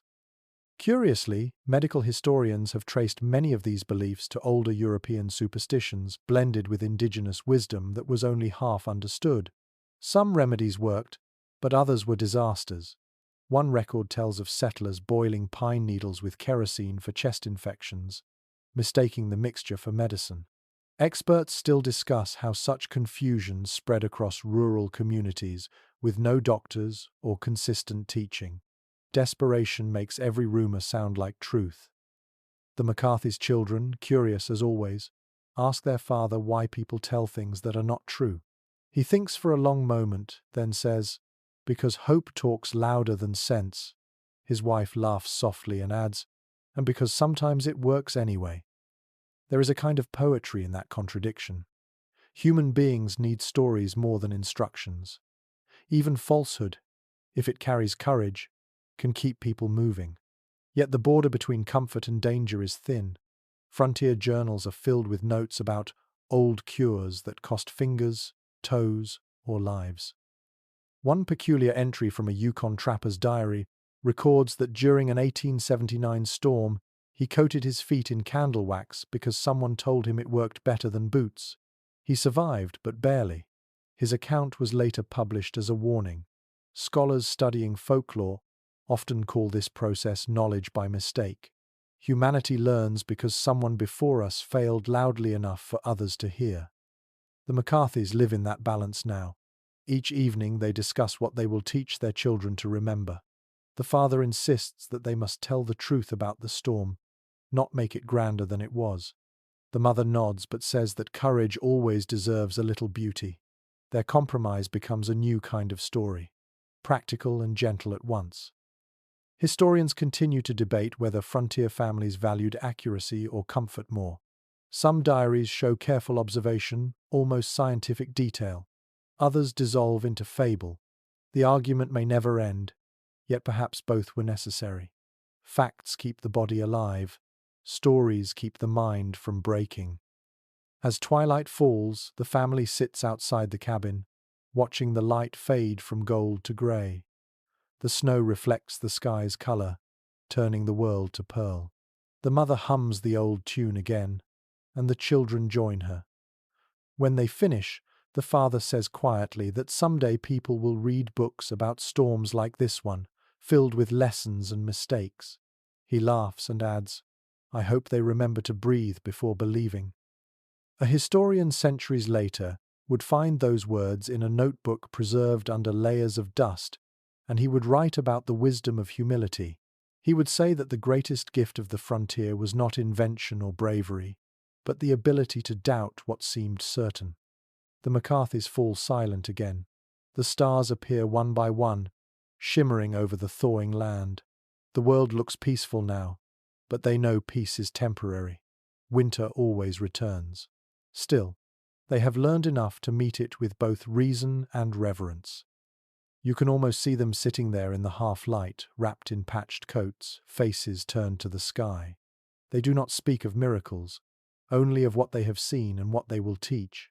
The line between myth and truth blurs gently around them, just as snow and sky blend at the horizon. And somewhere in that blur lies the quiet wisdom that keeps people alive when knowledge alone is not enough. By the time spring edges closer, the prairie begins to hum again. The snow that once felt endless now clings only to shaded hollows, turning grey and soft as it melts into the soil. The ground, heavy with thaw, smells rich and raw. It is the scent of renewal, though it comes with reminders of what the winter cost. The McCarthys walk the land slowly, taking stock of what remains. The fence that once circled the small pasture lies scattered in crooked sections. The barn leans slightly where the frost pushed against its foundation. A tree near the creek has split cleanly in two, yet the family moves without despair. They touch each ruin like an old friend. Each mark in the wood is proof that they were here and that they endured. The father kneels beside the barn wall, running his hand over the cracked boards. He can feel the difference between damage and strength. "We will build it straight again," he says simply. His voice carries more calm than sadness. The mother nods. She has already begun to plan which tasks will come first. Repairing the roof, gathering dry grass for the animals, digging the garden once the frost finally releases its grip. Across the frontier, this quiet rebuilding happened every spring. Letters from the time describe it with the same steady tone. No celebration, no mourning, only work. One woman wrote, "We patch what the storm taught us to value." Historians often quote her as the perfect expression of resilience. It was not triumph, but continuity that mattered most. The children follow their parents, dragging sticks through the softening ground to trace new borders. Their laughter rises and fades with the wind. The oxen plod nearby, patient and sure-footed, as if they too are grateful for the Sunday. In the distance, the sound of running water fills the air, the first stream breaking through its icy prison. The sound is brighter than any music. A curious detail recorded in a settler's journal tells how families would listen for the first creek song each year. They believed it marked the end of winter's rule. Modern hydrologists might smile at the phrasing, but they too listen for that shift, the moment when the ice turns liquid and begins to move again. Nature's own clock. The McCarthys pause beside that sound now, watching the water shimmer and twist beneath thin layers of melting ice. The youngest child drops a pebble into the flow and claps when it vanishes downstream. Life moves again, and so must they. That night, they build their first true fire since the storm began. The wood hisses at first, damp from the thaw, then catches in a steady flame. The light fills the cabin, painting the walls gold. The smoke rises clean and straight through the vent. The air smells of resin and sap, warm and alive. The family sits close, faces glowing in the soft light. The father stares into the flame for a long time before speaking. "It feels strange," he says. "We lived so long without it." The mother nods and answers, "Maybe the cold taught us how to see fire again." Her words hold more truth than they realize. Every person who has endured deep winter carries a different kind of sight afterward. The world no longer feels given but earned. Historians studying pioneer diaries often note this shift in tone from before and after great storms. The language changes from ownership to gratitude. People stopped writing about what they had and began writing about what they were allowed to keep. The McCarthys eat a small meal beside the fire, grain, milk, and a bit of salt traded from their neighbor. It tastes simple and perfect. The warmth on their faces feels almost unfamiliar. The children sit quietly, not from fatigue but from awe. The flame flickers in their eyes like sunlight caught in glass. Outside, the last patches of snow glow faintly under the moon. The land that once buried them now glistens like a sea of light. The family steps out for a moment before sleep, breathing in the cold night air. They look up at the stars, remembering the nights when they could only imagine them beyond the storm. The father speaks softly, as though afraid to break the calm. "The storm is gone, but I can still hear it sometimes." The mother nods. "It will always speak," she says, "but we know how to answer now." Scholars who have studied survivor accounts often mention this lingering awareness, the sense that hardship becomes a presence one carries forward. It does not haunt so much as remind. In time, it turns from fear into wisdom. The McCarthys do not need words like trauma or endurance to describe it. For them, it is simply part of living. The fire crackles behind them, warm and steady. The sound of running water joins it, blending into a music the family will remember for the rest of their lives. You can almost feel it, the mix of heat and chill, the smell of thawing earth, the weight of silence slowly giving way to motion. They return inside, their steps slow and peaceful. The children fall asleep first, their faces soft in the firelight. The parents sit together a while longer, holding hands without speaking. Outside, the stars shimmer across the melting world. Inside, the air is filled with the quiet promise of seasons yet to come. The days lengthen until time itself feels stretched. Morning light slips through the cracks in the cabin walls, turning everything gold. The air carries the scent of wet earth, of ash, and of something faintly sweet, the smell of new growth hiding under the last crusts of snow. The storm that once ruled their world has become a memory that hums quietly beneath everything the McCarthys do. They have begun to rebuild in earnest now. The father replaces the fence posts, his hammer striking in slow, even rhythm. The sound carries across the still fields like a heartbeat. The mother turns the soil behind the cabin, her hands deep in the thawing ground. Each scoop of earth feels like a small resurrection. The children help by fetching bits of wood and collecting smooth stones from the creek. Every movement is ordinary, but together they form a kind of hymn to survival. In the evenings, they sit by the fire and talk about what the storm taught them. The father says he has learned patience, that sometimes the earth must be silent before it grows again. The mother smiles and says she has learned that warmth is something made, not found. The children listen and add their own wisdom, that snow can sound alive, that stars can shine even through clouds, and that stories make the dark smaller. Across the frontier, Similar reflections were written in letters and diaries once spring arrived. People spoke of humility, of gratitude, and of the strange beauty that hardship left behind. One farmer in Wisconsin wrote that the blizzard had emptied the heart and filled it again with something simpler. Scholars later quoted his words as the essence of resilience, though he meant only to describe how the world looked after a storm. The McCarthys have learned to see beauty even in scars. The barn leans a little still, the roof patched unevenly, but they love it more than before. The fields lie bare, yet every inch carries the memory of snow melting into promise. When the wind moves through the grass, it sounds almost like breathing. The father teaches the children how to read the land again, the shape of the horizon, the tilt of clouds, the direction of the breeze. Never stop listening, he says. The sky always tells you what is coming. His words hold the same weight that once belonged to the whispers of their ancestors, who also looked upward to understand survival. The mother sits nearby, sewing a new quilt from scraps of old clothes and bits of linen saved from before the storm. Each square holds a story: the blue from the father's work shirt, the red from a child's old scarf, the faded brown from a blanket that once covered them during the worst night. When she finishes, she spreads it across their bed. The pattern is uneven but radiant. It smells faintly of smoke and pine resin. Historians studying such quilts have found them to be both art and record maps of endurance stitched into fabric. Some even include small embroidered symbols to mark storms, births, and journeys. The McCarthy mother does not add words, but she knows that every stitch speaks for itself. As dusk deepens, the family eats their supper of bread, milk, and wild onions gathered near the creek. The fire glows steady, the room wrapped in warmth. The youngest child asks what will happen next winter. The father looks into the flame before answering. "We will be ready," he says, "but even if we are not, we will remember how to wait."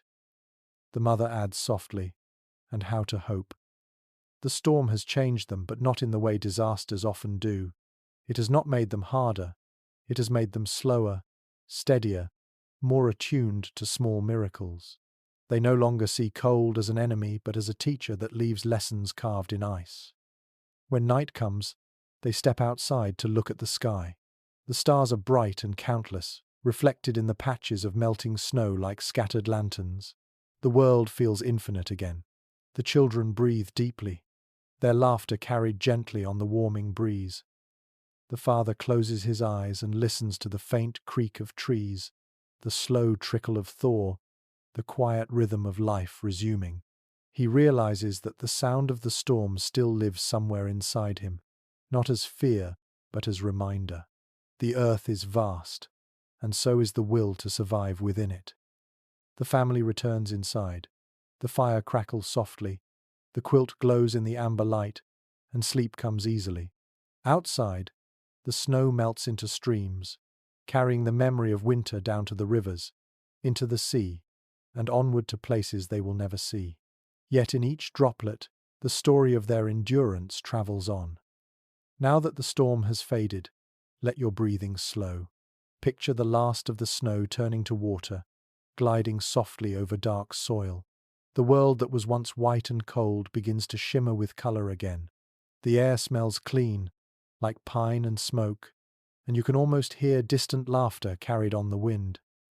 You have walked beside these people through their hardest days, through hunger, silence, and the endless cold. You have watched them discover warmth in breath, in song, in the small touch of one hand against another. What they found in the snow is what every heart already knows, that even in the worst winter, life waits quietly for the light. Let your mind rest in that stillness. The cabin's fire burns low now, its glow soft and steady. Outside, the stars linger over the thawing fields. Each one shines like a tiny memory, a spark of everything that has been endured. The McCarthys sleep, their faces peaceful, their story complete. The storm no longer threatens. It has become a teacher whose voice fades gently with the wind. The earth breathes again, and so do you. Take one last slow breath in. Hold it, and let it go. Feel the warmth you have gathered remain with you, a quiet ember behind your ribs. Tomorrow will come bright and soft, and the snow will be gone. For now, rest. The world is safe, the night is calm, and the story has ended in light. Sweet dreams.